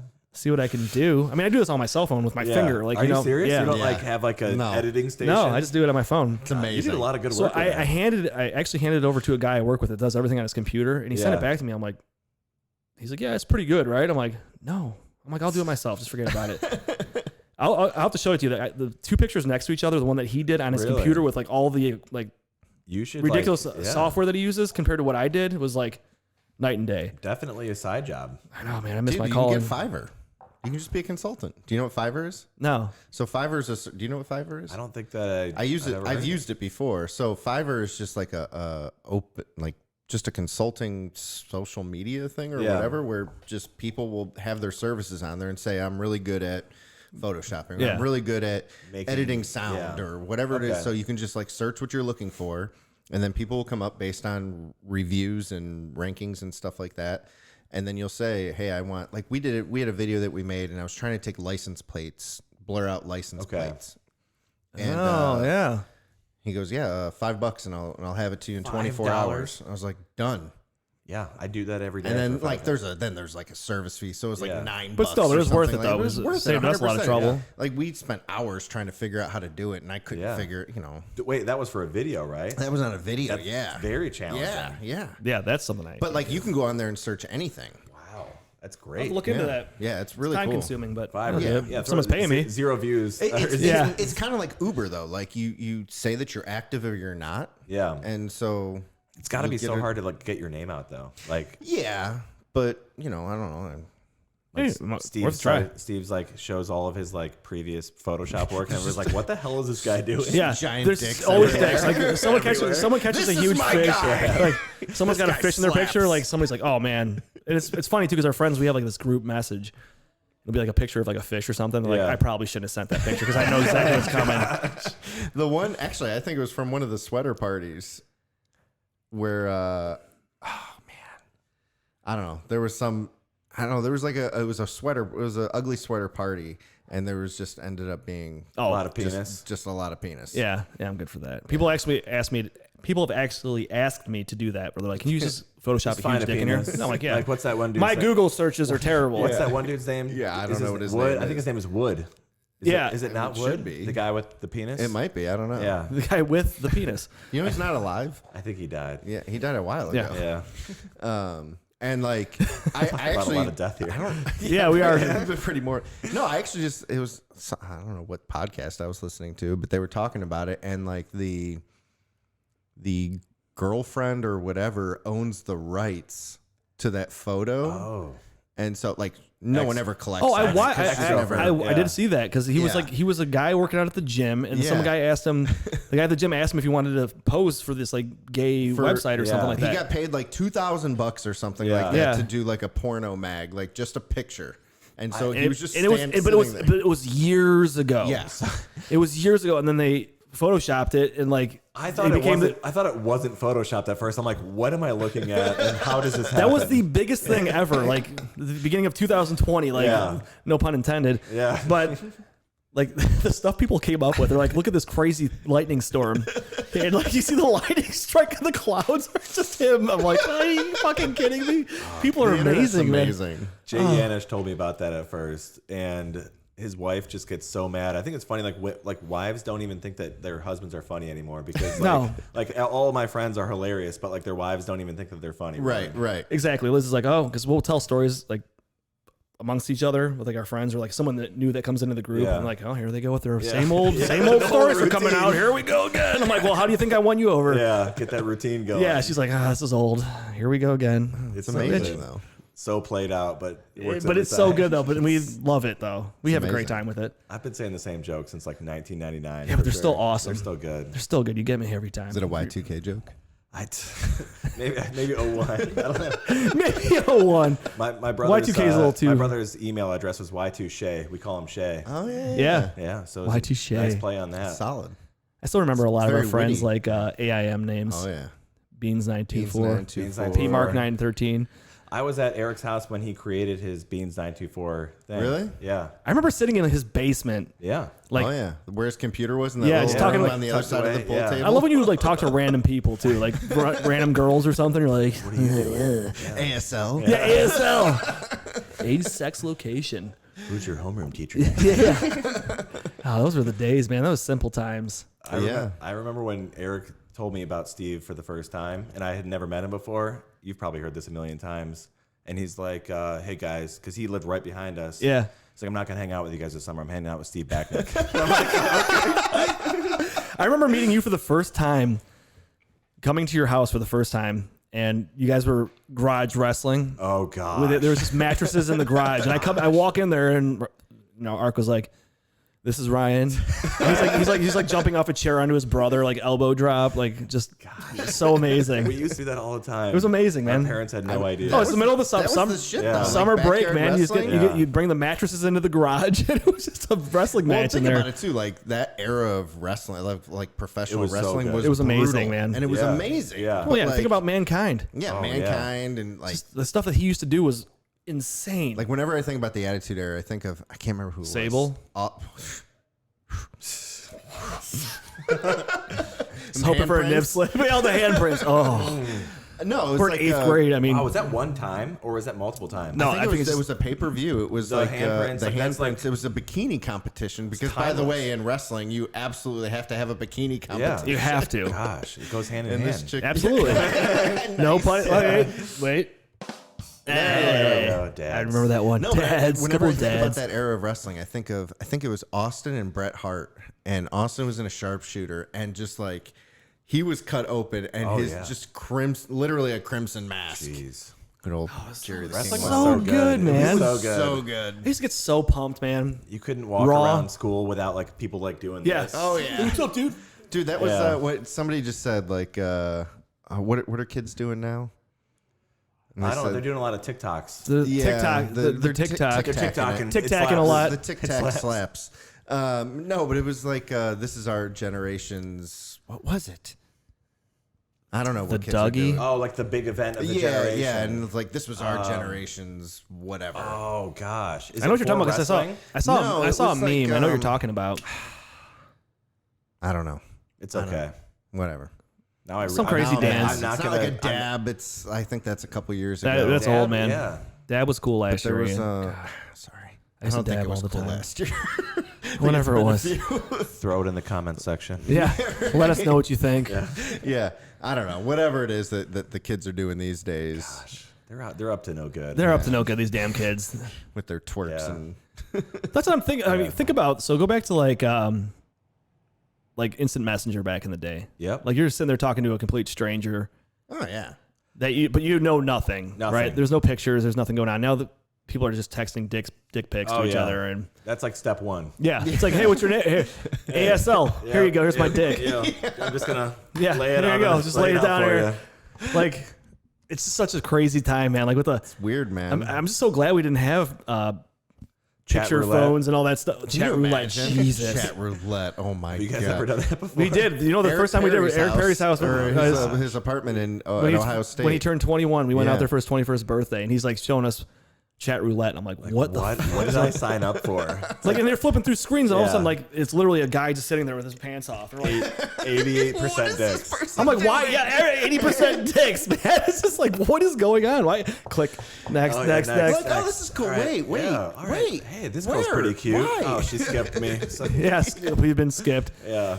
Yeah, it's just Like, what are attractive women doing on chat roulette at one point? Like, is it Right. gotten that bad? just for these creepy. I know what older the dudes. creepy guys are doing. Oh yeah, of course. Just seeing it. Yeah, I'm just gonna lay it out there literally, Yeah. and just see if anybody bites. Yeah, I mean, Yeah, I was actually thinking Figuratively. about this though. Like, remember?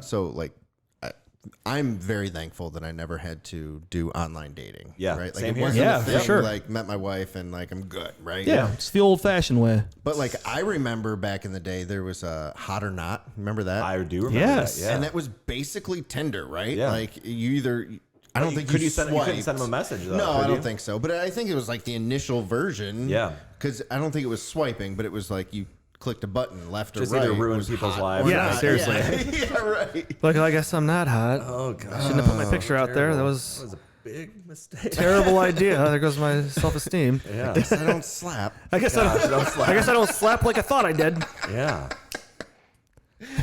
Oh, How did you meet Liz? Friends of through friends? Chelsea, actually. Oh yeah. So Chelsea and Liz went to grew up together. Yeah, and it was Valentine's Day. Yeah.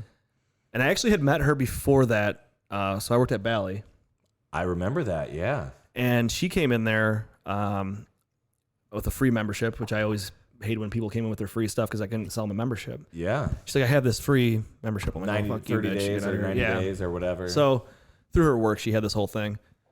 So I met her through there originally. And then one other time, you, Chelsea, and Liz had gone out for St. Patty's Day.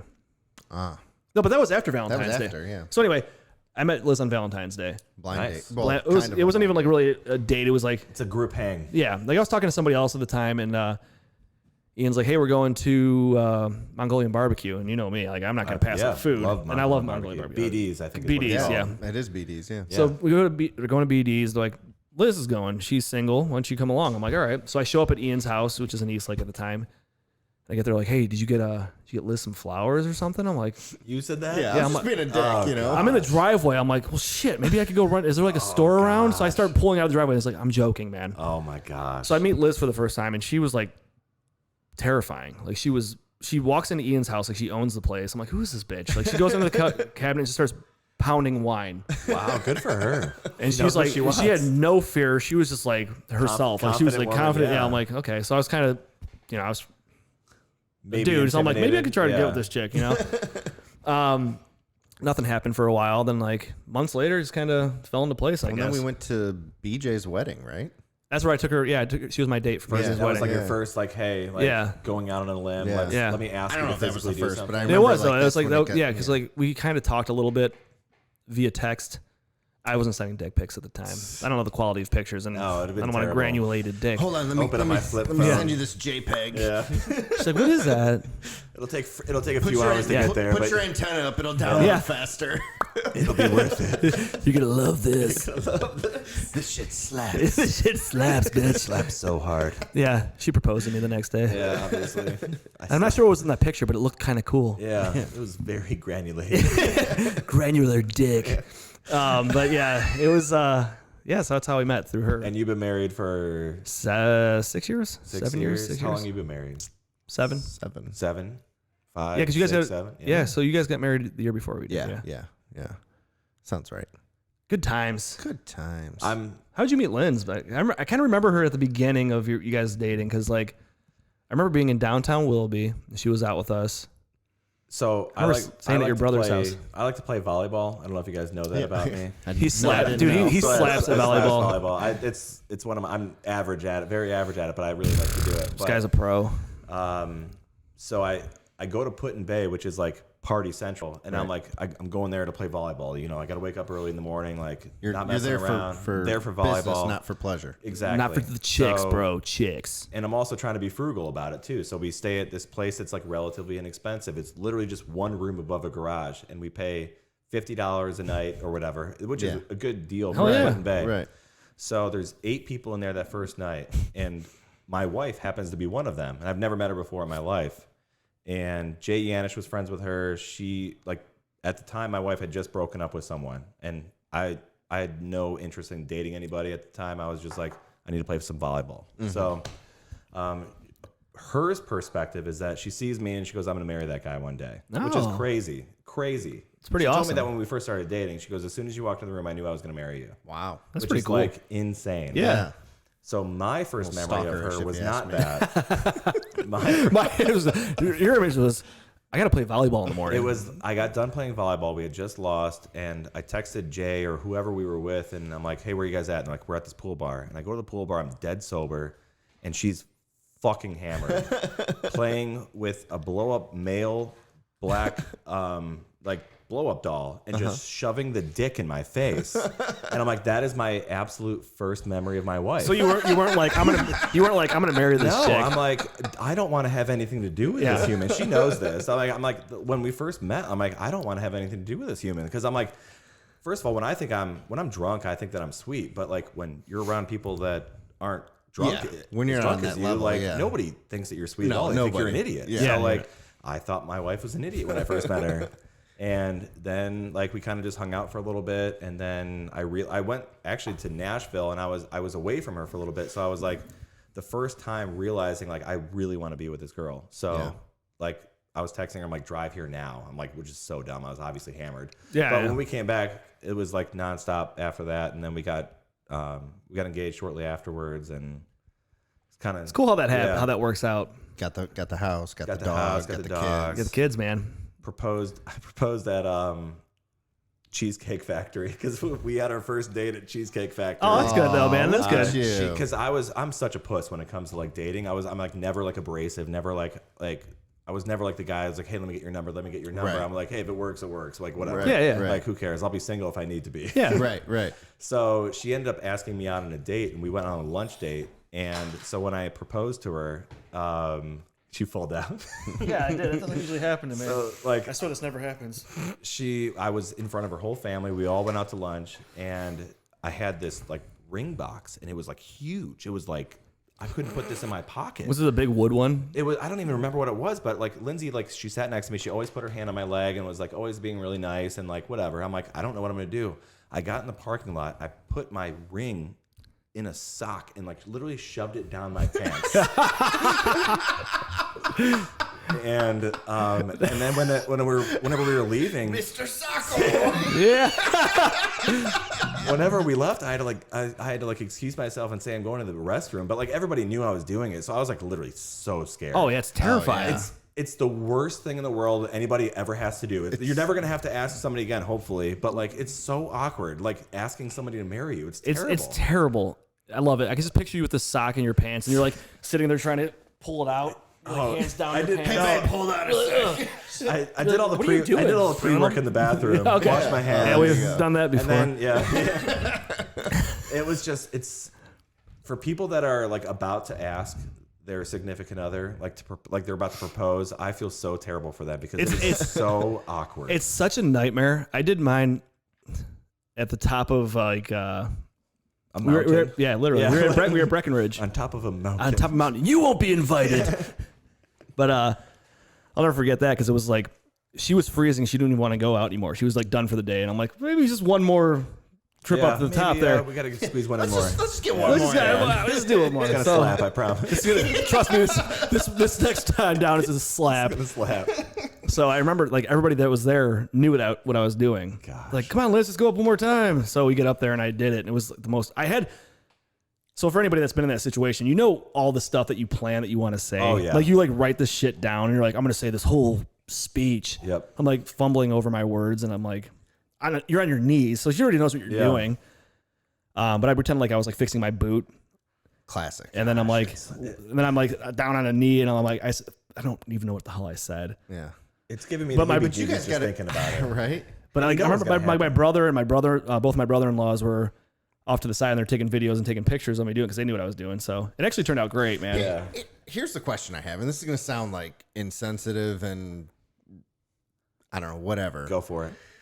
This is going to be very so like insensitive. the proposal in history, at least I think, I don't know, I've never done any research on this, but I'm guessing. I did all the I've research. done many hours of research on I that. talked to the top research people on proposals. But I'm guessing like the whole idea behind it was like, okay, the proposal is actually more like to the father and saying like, this is what I do, and These this are my is what intentions this is with my your daughter. Yeah, talking to the talking to the dad. because that's tough, right? Like yeah. I did that. Like that was Not an that easy was a conversation. little- that It's was a very weird awkward. conversation, Yeah. right?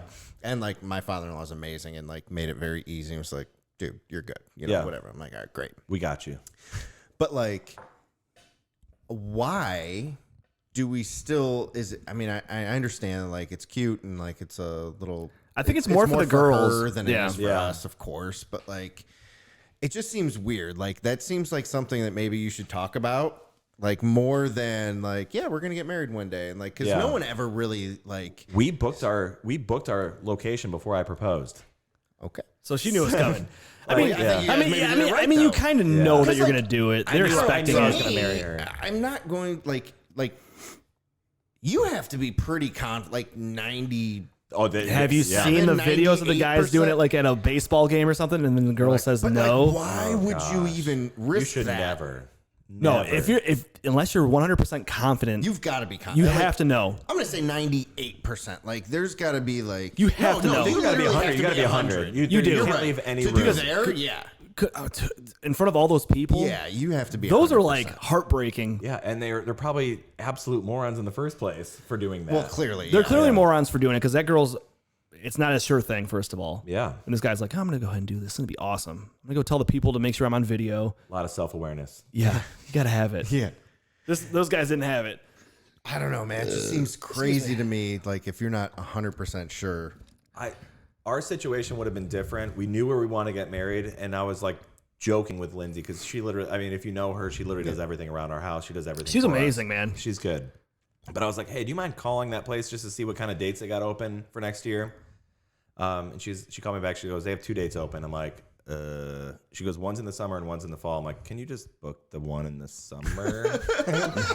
For a party? Yeah, just like randomly. And then like it was just a matter of time after that. Yeah. And then like I called her dad and he's like, if you could deal with Lindsay, then you can have her.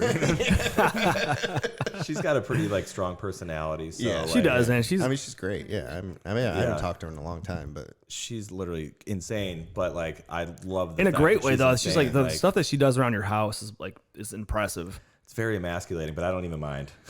I would kill for it. yeah, I think mean, like, the work yeah. that she's done. I mean, I've seen like, you know, social Yeah. media and all that kind Yeah. of stuff, but like I've seen like some of that stuff and I'm just like, holy She's crap. good, man. Like, I mean, that's kind of how my wife is. Like she has this vision and like, I'll joke with her a lot because I'll be like, you do a really good job of designing and then Yeah. like starting a project and somehow I end up having to finish it. That's and a- I that's- hate that's a it. mom Like, hack I right there. fucking hate. Mom hack. That's a It mom hack. literally It was is. so I hate doing anything around the house. Like, I don't don't like it want to either. do it, but so Liz does what Chelsea does. yeah.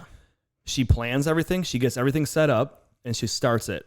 And then I'm watching her work on it. I'm like, just, I'll do it. And then I have to finish the project. Right. She'll order everything that has to come in. I have to build everything, put it together, and it makes me have to do it, which is great. Good on her. It always ends up great. But like, And I'm glad that she does do it because then the shit gets done. It gives me that motivation to have to go and do it. But you don't have to. You guys have literally no idea. Like I am the worst husband ever in that regard. Like I feel terrible in this. Like she's so motivated, it doesn't even make any sense. And she's also like skilled in these well, things. she's skilled. Yeah. So like, and my wife is too, but Yeah. like, Lindsay- like I'm not kidding. Like Lindsay will be on conference calls now that we're working at home. She literally fucking painted the shed yesterday, and then today she painted the entire garage floor with like epoxy and like threw all this shit on there. And I'm like, hey, speckles? yeah, the speckles. Yeah. I'm like, Yeah. hey, honey, how you doing? She's like, I'm so fucking terrible. I'm like so tired, but like she's like on a conference call and like responding like to like whatever they're doing, and then That's like amazing. trying to figure out like how to like, and then we're putting an addition in the back of the house, but like it's a really small addition and they're only doing the outside, so we have to do all the inside. And she's like, all right, well, I already know what we're doing here. I know what we're doing here. Here we're going to do shiplap on the ceiling. We're going to do all these other things. I'm like, She all had a right, that's vision. sweet. It's insane. I can't even like express enough how much I don't contribute to the house in that regard because I don't know how to do any Hey, of you know those what, man? things. You don't have to though, so you're good. Yeah, I mean, here's the thing: is if you can't. That's not something that you can fake interest in, and like I learned that pretty quickly Yeah. because my wife's always been very into like remodeling. Yeah. Like I remember, So I had my house that I bought. Over in Concord? Yeah. Yeah.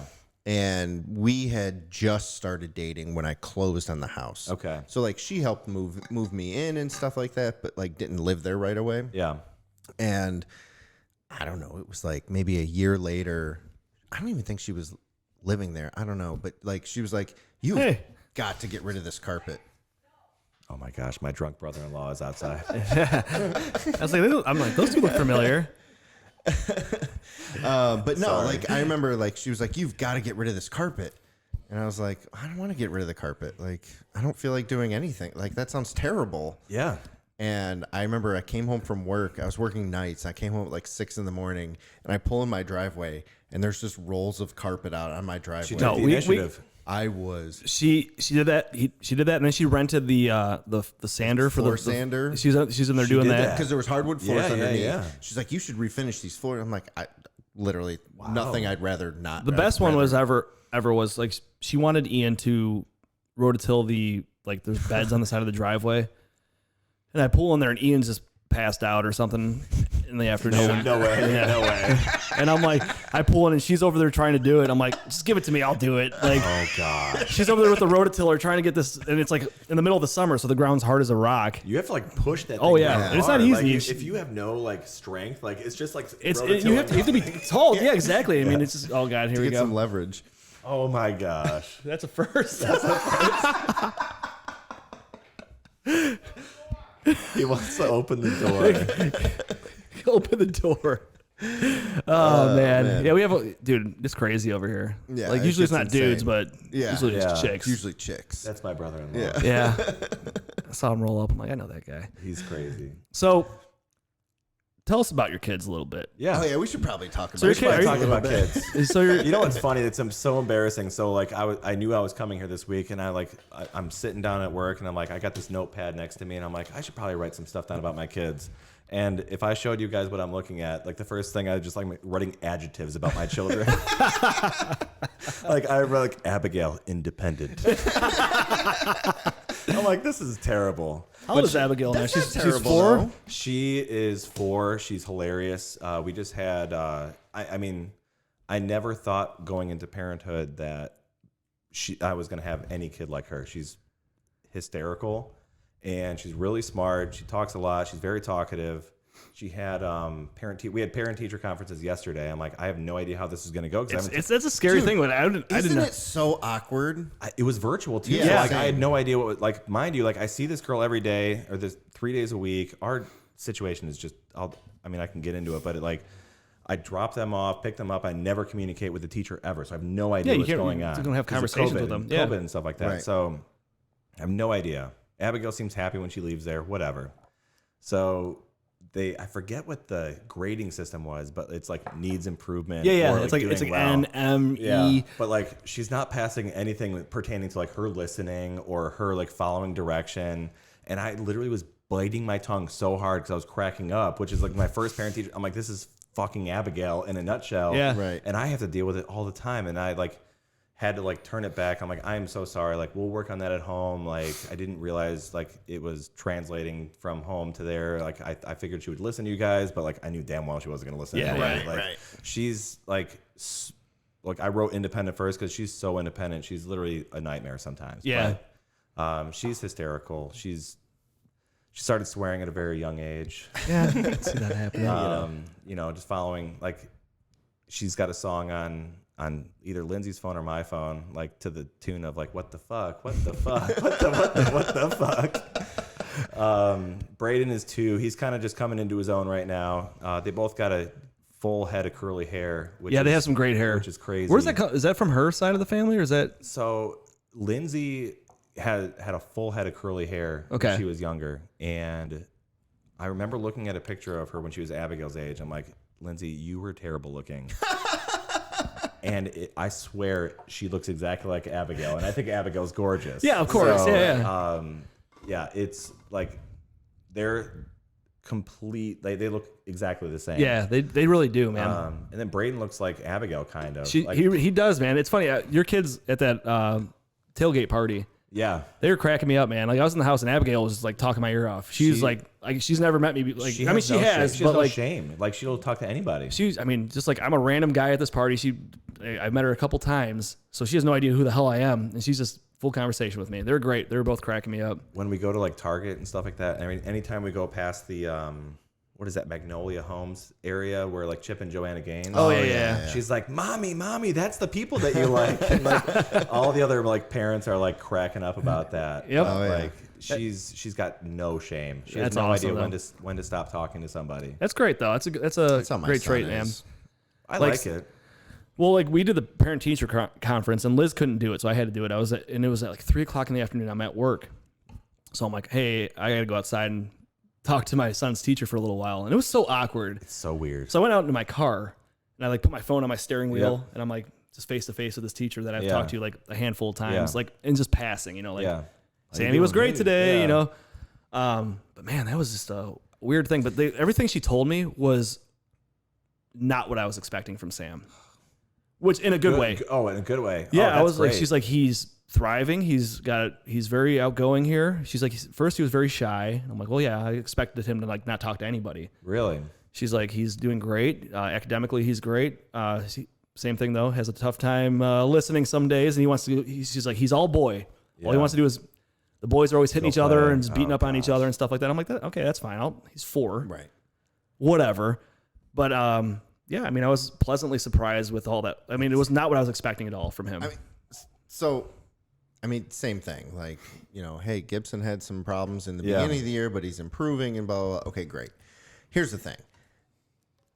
It's just like any other evaluation that you've either had to give or receive at work. Yep. Right? for Like, sure. like these teachers, and look, I love teachers. I employ several teachers. You know what I mean? Like it's an industry that I actually believe in and everything else, right? So early childhood education is super important. Yeah. Having said that, these parent-teacher conferences, I've been on the other side of them where I've had to like help teachers prepare to do conferences. And it's like, okay, what do we need to convey and how do we need to convey it? And what we have to remember is like, number one, you can't say that they're terrible. Yeah. And you can't say that they're amazing. Yeah. Right? It's got to be somewhere in the middle. Because give them some opportunities to especially in the work beginning on. of the year, you have to be able to show that you've worked with that child. Yeah, for and sure. say that we've improved something. Show some progression. And the other hand, and like, you can't say that they're just terrible all the time because no one wants to hear that about their kids. They don't want you to, know? but I mean, you should be honest with them, but who knows what they're saying. No, like I will say this, and maybe they're sugarcoating things for me because I'm a parent and whatever, and they just want to make it seem like everything's fine. But I have definitely seen progression out Well, of I've him. told you that about Sammy though. Like when he was in preschool at the center, you know what I mean? Like, dude, Sammy's different in class. Like because I would go Then into the at home, center yeah. and watch from a distance Yeah. so that my kids don't see me or whatever. Or when his kids were there. And it was like, dude, they're different kids when they're in that group setting with their friends and they're a person of authority that's not mom or dad. And that's what they're you better. need. They're better for other people, and I'd much rather have them be 100%. better Exactly. for other people than 100%. for us. And that's the way you want it to be. I can deal with it. I'll deal with them being like little assholes at home. Yep. As long as they're not little assholes away from us. And the big secret there though is like that's good parenting, right? Like whether you want to give yourself credit or not. Yeah. Like if you can teach the values to say, okay, here's like that was funny. I'm laughing. I get it. But we don't do this in can't do that. public. Yeah, Like, so- at school we don't do that. You know, we need to be respectful. Blah blah blah.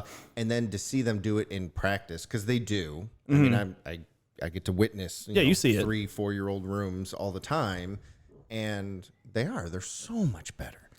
It's great Crazy. too, man. I thought that my parent-teacher conference was going to go a lot better than it did. I think she was a little bit more honest than I thought. Well, I had higher expectations for Abigail because I do think, I mean, everybody's parents thinks their kids are smart or great or whatever. Sure. But like, I like kind of have an idea. Like she's like relatively smart, like socially, but like I also know that she doesn't listen worth a damn. So like when she says she doesn't listen at all, like I figured she would listen at some point. But the teacher was like, yeah, she never listens. Anytime we have a project, she's always like talking to the other kids, like, hey, look at me, look at what I'm doing. And I'm like, that's exactly. I was biting my lip so hard, I was almost like drawing blood. But it was good to hear because we all, without having that conversation, I'm never like the last 2 days, I've been like, listen, Mrs. Lexa told us that you're not listening very well. We need to start working on that. So like, Right. and we need to get better too, as like Lindsay and I need to get better as parents. We've all too, become like, a little lax though, because I mean, course we all have because Yeah. of what we had going on this year. Yeah. Right. You're around your kids 24/7, and it's Yeah. easy to be like, okay, whatever, do whatever the hell you want. Yeah. Because I mean, you have to work. Lindsay has to work. I mean, it's like, We got lucky though. During the whole lockdown, we were able to still take them into like an in-home daycare. Okay, that's the whole good. time. Like Braden was sick one day, and it was the worst day of my life. Like I'm like, how do people do this? I have people that report to me that have several kids that have to stay home. I'm like, how do you like learn a brand new job, be a parent of 3 kids, and also be a teacher? Like at the same exact time. I mean, I try to be a teacher. Now I heard this. I try. You know what I mean? Like, but you could teach your kids so much. You're not gonna really. I don't know how to say this. Can't screw it up too bad, or You can't, but I mean, you can educate your kids enough. But what you need to do is teach your kids to be able to learn. yeah, You know what I mean? Like, you need to teach them to be able to learn from someone else. yeah, Because I mean, they'll listen to you so much. Like, you could try to teach them these things, but like, I'd rather just play with mom and dad. yeah. So teach them enough to go to a school and be able to learn. That's great advice, is to be able to teach a kid how to learn. And Yeah. You never know what the heck they're gonna. Well, get look, to that's learn. that Like, age though too. I mean, especially we're talking about our kids are all relatively the same Yeah. age. Yeah. Like 3 and 5, 3 and 5. 3 and 5, 4 and 2. Like, So like it doesn't get much closer.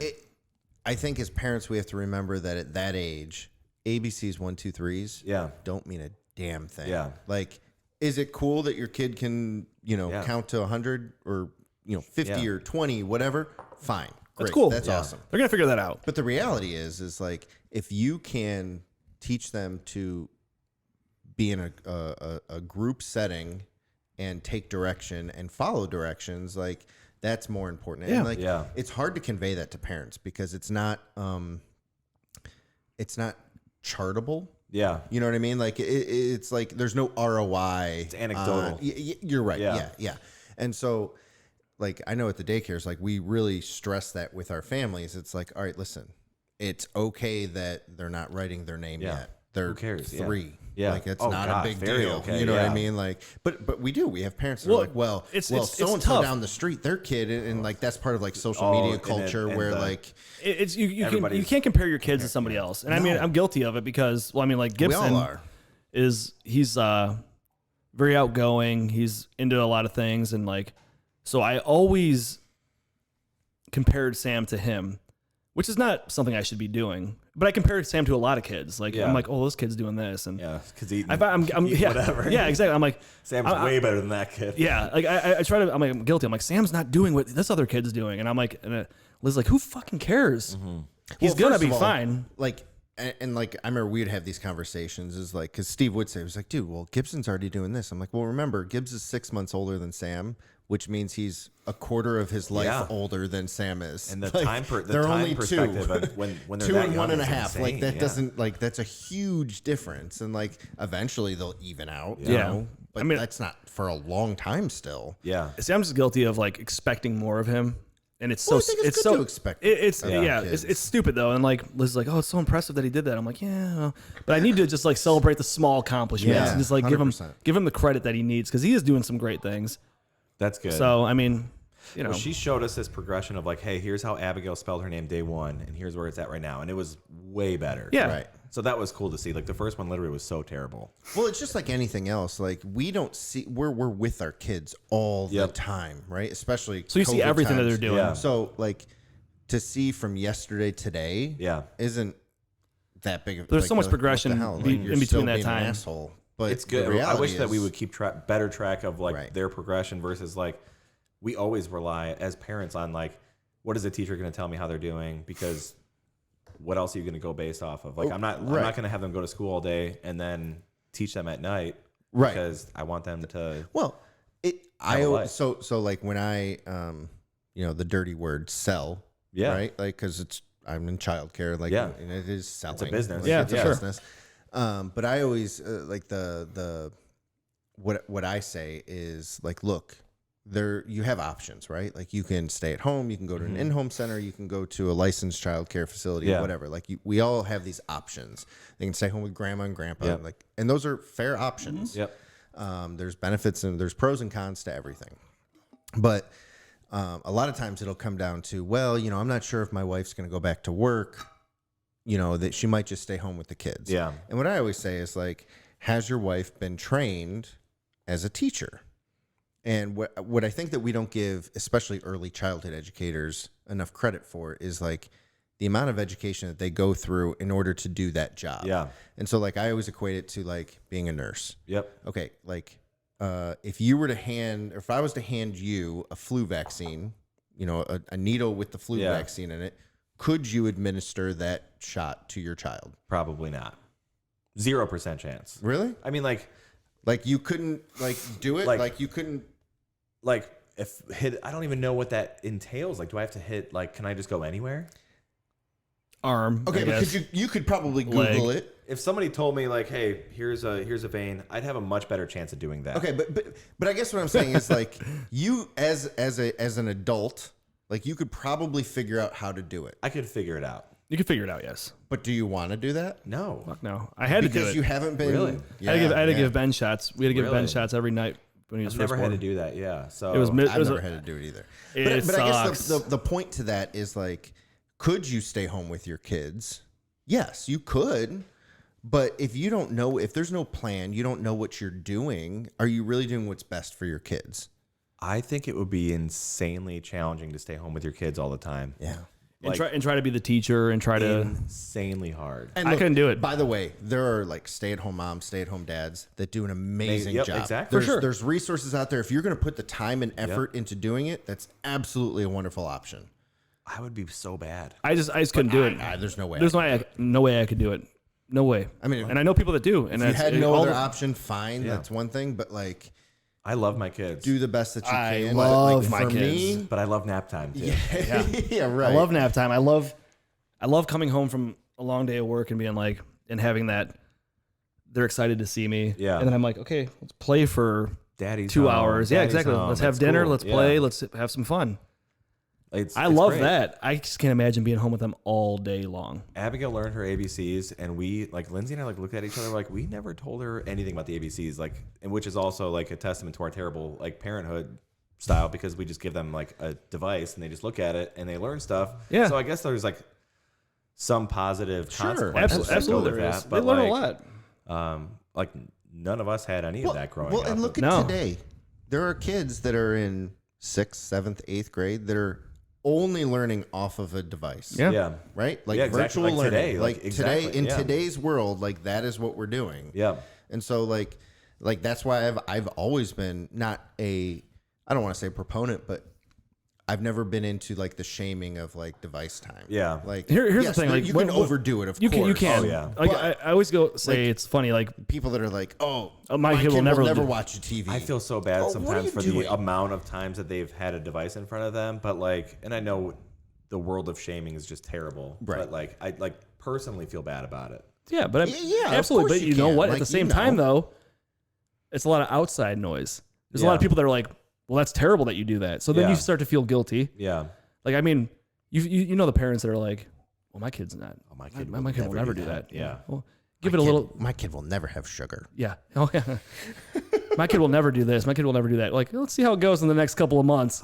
Next thing you know, they're all doing the same thing. And look, it's good to have good intentions, Yeah. but like We all do. I remember when when Chelsea was pregnant with Gibbs, and it was like we went and got out all these recipes and like the big blender, the baby I know bullet. exactly. Baby bullet. Yeah, Oh, yeah. yeah. We had We that. are going to Steam. make all of our own food. do. Oh, It's yeah. going to be 100% complete organic, blah, blah, blah. And then like a couple months into it, you're like, yeah. Yeah. It's we're gonna difficult, go man. ahead. That's pretty difficult to do. Lindsay did that. I Yeah, didn't do that. I didn't yeah. do any of it. I had to clean it after it was done. Yeah, I was always good at cleaning those things. Liz Oh, was yeah. better than me. I'm like, She can made we grab a Happy Meals yet or not? Because right. I want to get some Happy Meals. like, Kid can eat wings, right? Yeah, that's probably fine. Dad wants wings tonight. Can we get the party box from McDonald's? It's like, what, 2 Big Macs, a couple cheeseburgers? I mean, we Yeah, have same very here. different parenting styles. Like, I'm the enforcer, and I never thought that I was going to have to be the enforcer in my entire life, because I've always been pretty like even keel. So Yeah. but But that's good though. I feel like it's good to have a little mixture of differing- both. You have to, mixture, yeah. because if you have like 2 people that are super disciplinarian, Yep. like that's what your kid is only going to know. But my right? kids hate me now sometimes. You know, I mean, like You got to be a bad guy though. You can't. You always. have to, You can't and be that's their fine. friend at all times. Like when Lindsay gets on our street, we live on a dead end street. So like when Lindsay gets on our street, she stops the car and lets Abigail get out of her car seat, which I think is the worst thing on the planet. So when I see them come home sometimes, Abigail is standing out the sunroof. It's And amazing. she's 4 years old. I'm Don't- like, don't- she's going to die. Don't feel bad about that. Today I was. Today. Maybe hold your ground. Yeah. I can't win. I You can't want to hear something win. crazy? Today I just got home from work and I just picked up Sam. We had to go to basketball like right away. So I see this car coming down the street and it's like it's a Suburban. It's a giant car. And I know the car. I know the guy who drives that car. He's my neighbor down the street. And I see this little head and I'm like, maybe it's just like a small girl or something. It's the guy's 4-year-old son sitting on his lap driving down the road. On his lap. On his lap. No. Yeah, dude, he's on his lap, or he goes out for a spin every now and then. It's on our He's street, so pretty it's good. safe. He He's uses a fine. stick. He's in there. He's got a broomstick. He's just hitting the gas. Yeah. And I mean, like I'll let my kids go up and down the drive, from the bottom of the driveway to the top, but that's about as far as I'll go. I'm actually kind of a stickler on car seats. I wish that you could understand the conversation that I had with my wife and how much I didn't I'd like to be a win. fly on the wall during that conversation. Her argument was, my dad did that to me when I was a little kid on our street, and I'm doing that to my daughter. And I'm like, well, that's a deal breaker for me. And she's like, well, it's a deal breaker for me too. So you can't win this conversation. So And you're like, all right, touche. I mean, Yeah. look, I understand, like the nostalgia if Yep. like that's what her dad did with her, and like Yeah. I understand that. Times are different now. But like people back in the day also used to lose their kids to Yeah. auto accidents. They used to just like at blow an cigarette smoke alarming- in their kids' at faces. an alarming rate. Like, I remember. Do you remember back in the day, like your parents would have people over and there would be like ashtrays because people Oh, were yeah. smoking in your dude, house. there's Smoking pictures cigs, of yeah. me with just like hanging out on a table with an ashtray and like 13 freaking Michelob Whatever's. heavies. That didn't happen in my house, but Yeah, 'cause my mom didn't smoke, but I'll never forget, I would wake up the next day and there'd be ashtrays in the Yeah. dishwasher. Yeah. And like, probably what why the you got fuck? asthma. Dude, Probably, I right? remember. I remember, reason like, why. I don't know why I remember this, and it might not even be a real memory. So let's just clarify that. yeah. But Sounds fake. yeah, I remember though, like, my mom must have been in night school because I know she went to night school. Yeah. And my dad would be in charge of me, and like the neighbor had a kid around the same age, and this is right when like the original NES came out. Oh yeah. And so I must have been like 3 or 4, and like the neighbor kid 2 or 3, and we would just hang out with our dads, and they would smoke cigarettes and drink beer and play Contra. And Oh, like it's amazing. Like I don't know why I remember this, and it might not even be real, but like that's my memory of just Yeah. like hanging out, smoking inside, and like we were just there, you know. That was the thing. Yeah. That's just how it was back then. But again, we know more now. Yeah. Yeah. I mean, And like we just don't do that. You can't be doing that. It's like basically what I was thinking. The hi. Talking Dads, a nice little shout out we got going on here. See ya. Your mom, good job. Fans. It's good to see. It's good to Yeah. see people out. I love it. You know, there's with COVID and all that kind of stuff. There was a few months where we were in here doing the show, and no one would ever walk by. And it was yeah. kind of weird. It was weird, but then it went back to normal for a little Then bit. it got It got crazy down here because it was in the middle of the summer. The Yeah. second that you're allowed to do anything, And I mean, this place Literally. exploded, and then it went back to 10 o'clock. 10 o'clock sucks. Well, you know, I don't do anything really. It's 11 but- o'clock, so everything is actually officially Yeah. shut down now. So that's why so that's when all the drunk people are out. start walking past Yeah. here. But yeah, I mean, remember, in the middle of the summer, it was like you'd leave here when we were done, and there's like, Valentine had like Yep. their windows open, and there's Dude, we used to music go out for bumping. drinks Yeah, we'd go after after. the show. Yeah, Wow. Yeah. then it seems just like- all shut down again. Such a long time ago. It does, man. Another era. Yeah. Well, you know what the crazy thing is, to go back to Arizona is like, I'm thinking about that line to try to get in. Mm-hmm. There's no chance. Yeah, I don't know how they're gonna do it. Also, so we booked our flights about a month ago For to go to Arizona again for the waste Yeah. management. Yeah, Which is in January. February. it's early February Yeah. this year. Yeah. So Okay. originally my flight was Marco, Tommy McCloskey and John Bruno and I were all going on the same flight, and it was like 8 in the morning, direct flight to Arizona. They just changed it. So it's a connecting flight to Vegas, and then you have to sit there for 3 hours, and then it go to Arizona. On the way home, we're leaving on Monday.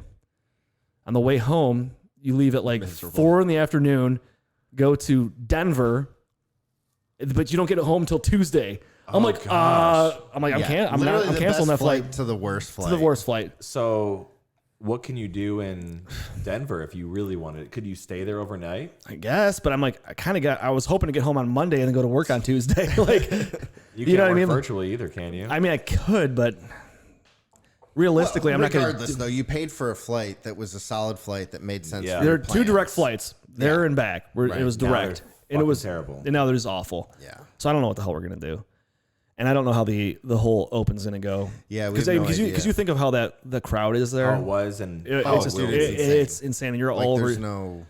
There's no distance, social. No, you're like you're like. If it wasn't televised, it might be a similar type of situation than it would have been in years past. Yeah, but like the fact that there's going to be so many eyes on that. Well, yeah, they're like so.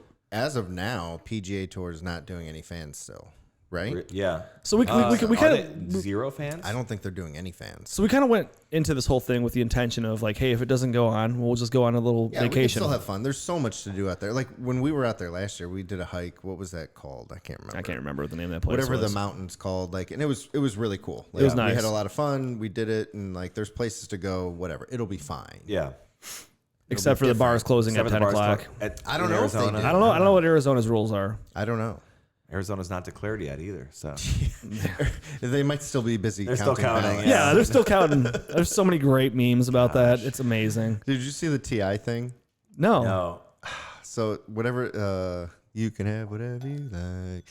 It's like I know what you're talking about. I want Joe Biden. I need Joe Biden. Yeah. It's so good. Now I can't not hear it. Now that you said it, I saw this like Wolf of Wall Street thing. I saw that when Trump He's like, leaving. He's not leaving. I'm not leaving. I'm not fucking leaving. And everybody starts going crazy. 2.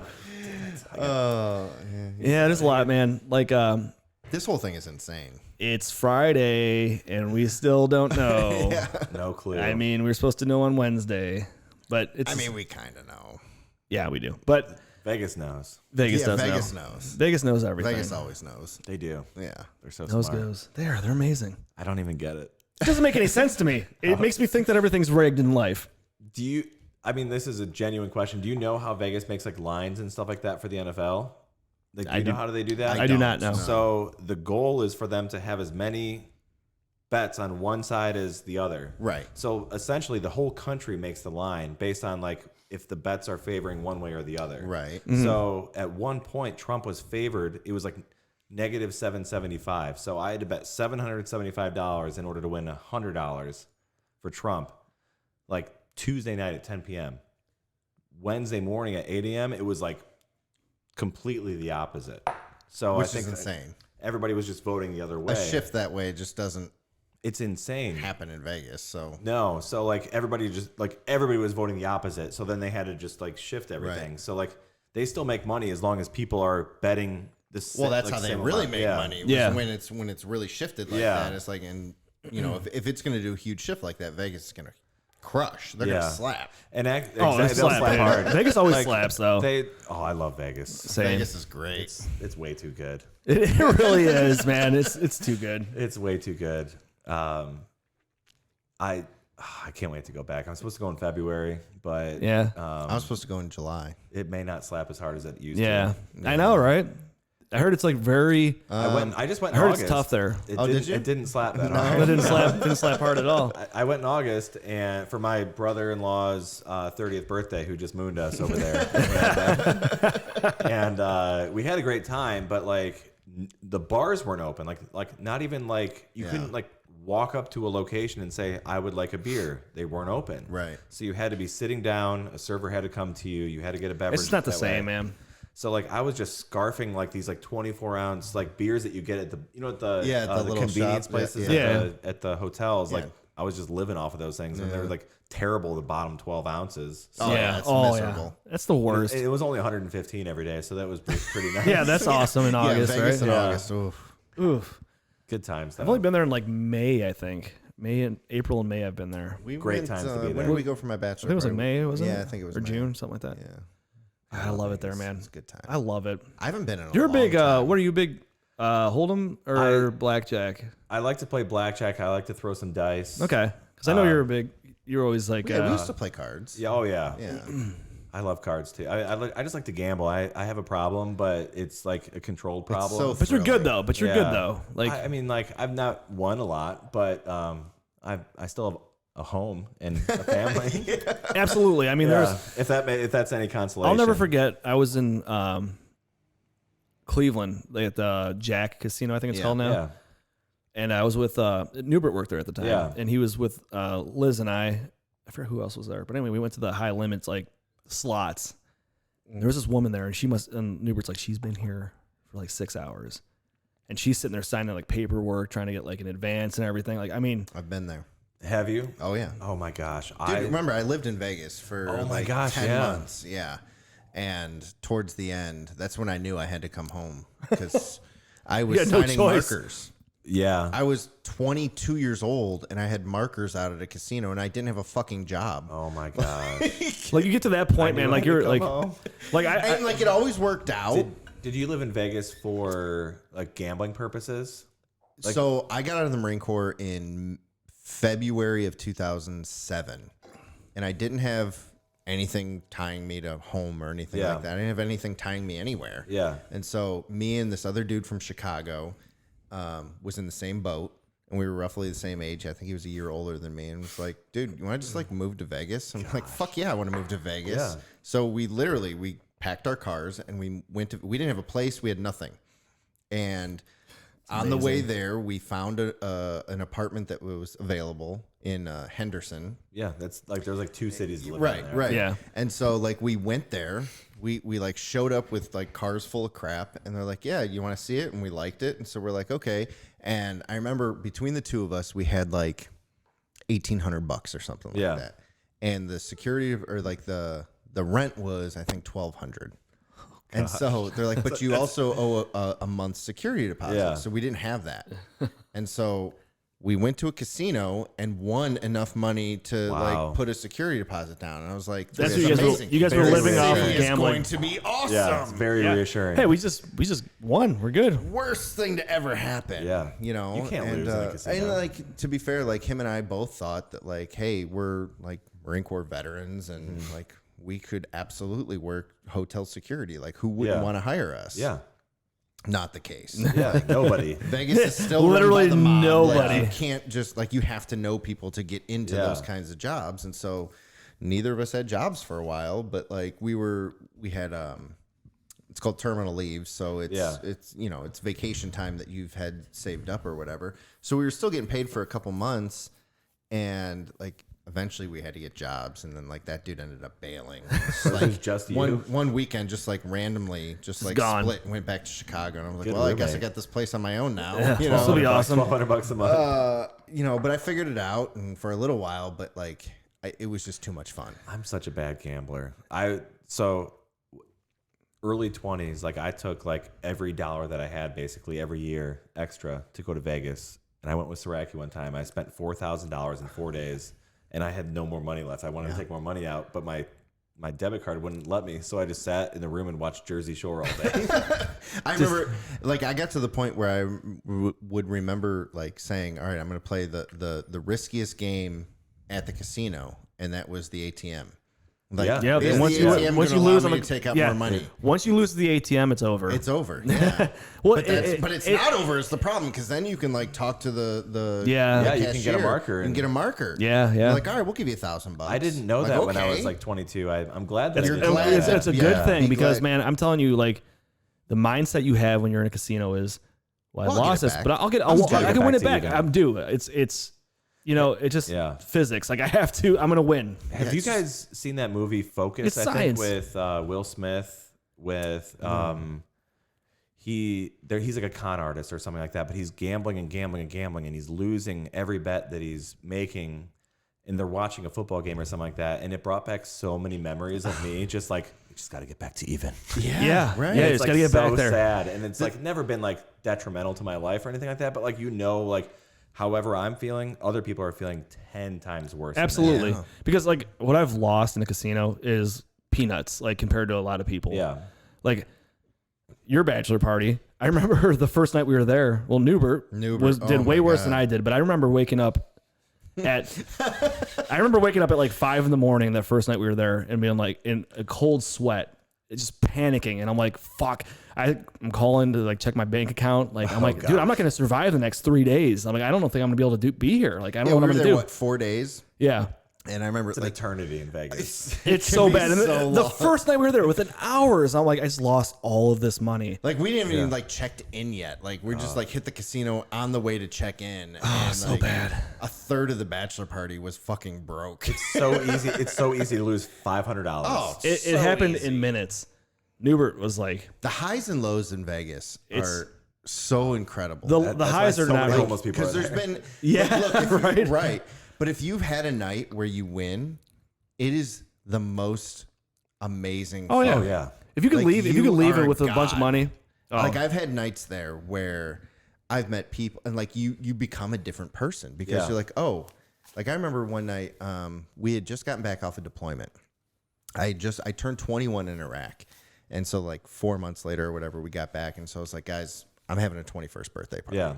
So we drove from California over into Vegas, and there was, I think, 4 of us.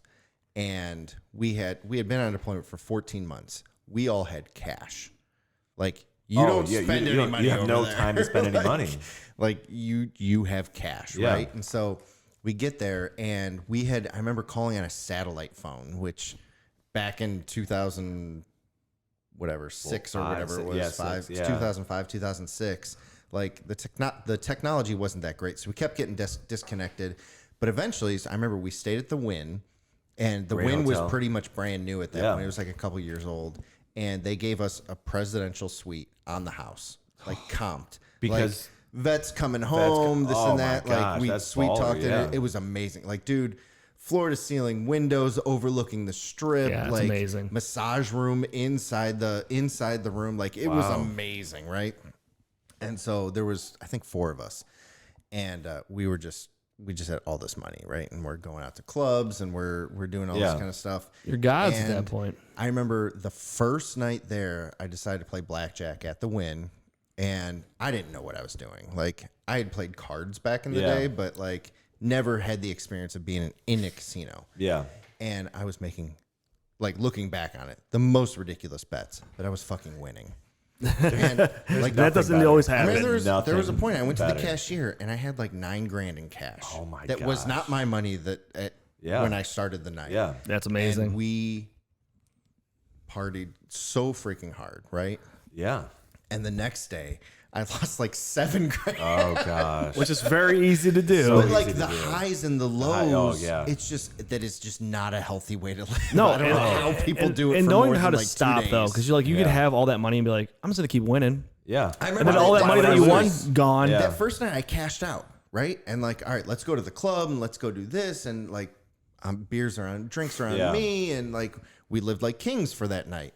And then the next day I still had some cash in my pocket. So I blew through all that. Yeah. And Obviously, then like minimum $100 got bets. more. Oh yeah, dude. I was just doing $100 roulette bets, you know, black or red. You Yeah. know what I mean? Like what just stupidest things ever. I've been there. It happens. I mean, not winning, but like losing. Yeah, losing. no, right, We've all right. been there. I did Not win much one winning time. going on. Yeah, I won one time. But I mean, amazing pretty solid. experience. But like again, like just going back to like the highs and the lows, like you can be anything that you want, and like you're on top of the world, and then like 12 hours later, you're fucking rock bottom. yeah, Like, absolutely. It and then happens it's just not good for your psyche. in a heartbeat. Absolute misery. Yeah, you just So, gotta know when to I stop. had to get out of there. which I can't when I'm at those places. So it's like no. It's tough, man. You get a wheel. You know, you win. I remember like the best thing was 3-card poker we used to play, and you'd get you get like a royal flush or whatever, which happens, you know, and it pays out like 40 to 1 or something like that. So you got a $5 bet on there, and you're absolutely a millionaire. Yeah. Like and best and ever. like the whole table's just going nuts, and like the Gotta keep cocktail going. waitress is coming around. Everyone's I'll never forget the last night of his bachelor party. Like I had nothing left to spend. So I was just sitting at like a machine, pretending like I was playing, so I could get free drinks. That's a good. It was like 3. It's like 3 in the morning. I'm just That's like, what sitting out there, happens. like, It's so sad. Yeah, it is, man. It's like this is miserable. I'm like, can't wait to go So home. the key when you go to Vegas, and I don't know if you know this trick, is let's just say, I don't know, for numbers' sake, let's just say you're all right. I'm gonna spend $500. Yeah. And I'm gonna be there for 3 days. You take $100 and you put it in an envelope. Put it in 3 different envelopes, and you say, all right, this is my gambling money, or whatever it is, like, Envelope system. the envelopes. So in your room, everyone's got a safe in their room. Yep. You put the envelopes in there, you mark it, like this is Friday, this is Saturday, this is Sunday, whatever. And whether you win or lose, once it's gone, it's gone. Okay. So you might win $1,000, spend it away. Do whatever you want. When you win it, do you put it back in that envelope? No, that envelope is what you're willing to spend for a good time at night. So it could be $100, could be $1,000. I don't know, wherever you're at. And if you come home with money, great. Yep. But put that away to go home with. Yeah. The next night, you take that next night's envelope. So no and you matter start what, you're over going to come again. home with something. Yeah. That's good a idea. good way to go. Well, So you're not necessarily going to come home with something because you could lose every night. Yeah. True. But if you But happen to win your $500, loss is going to be limited to what what you're you're gonna willing lose. to lose. Yeah. that's, So actually, that's the trick. the first time Liz and I went out there, she bought tickets to go to Vegas, and she got a hotel and everything.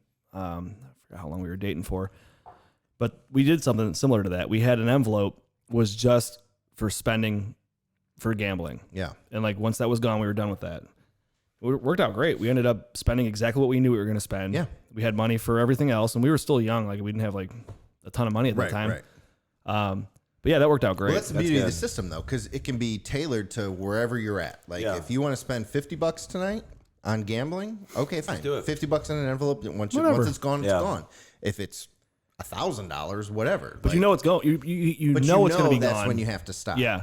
And like if you can do that, Which and- not which a lot is of still people. very difficult to do because even when you're stopping is hard. even when that envelope is empty, you're like, let's just dip into the other funds here. the kind of a envelope's mirage. empty at 10:30 p.m. You're like, I'm in Vegas. we have another night. guarantee I win here. Yeah, I'm due. I'm gonna put us ahead right now. Don't worry. This next one's going to be red for sure. Oh yeah. Dude, I lost 9 times in a row. $100 bets on red. Oh, gosh. Or actually, no, it was on black. And it came up red 9 times in a row. I couldn't believe it.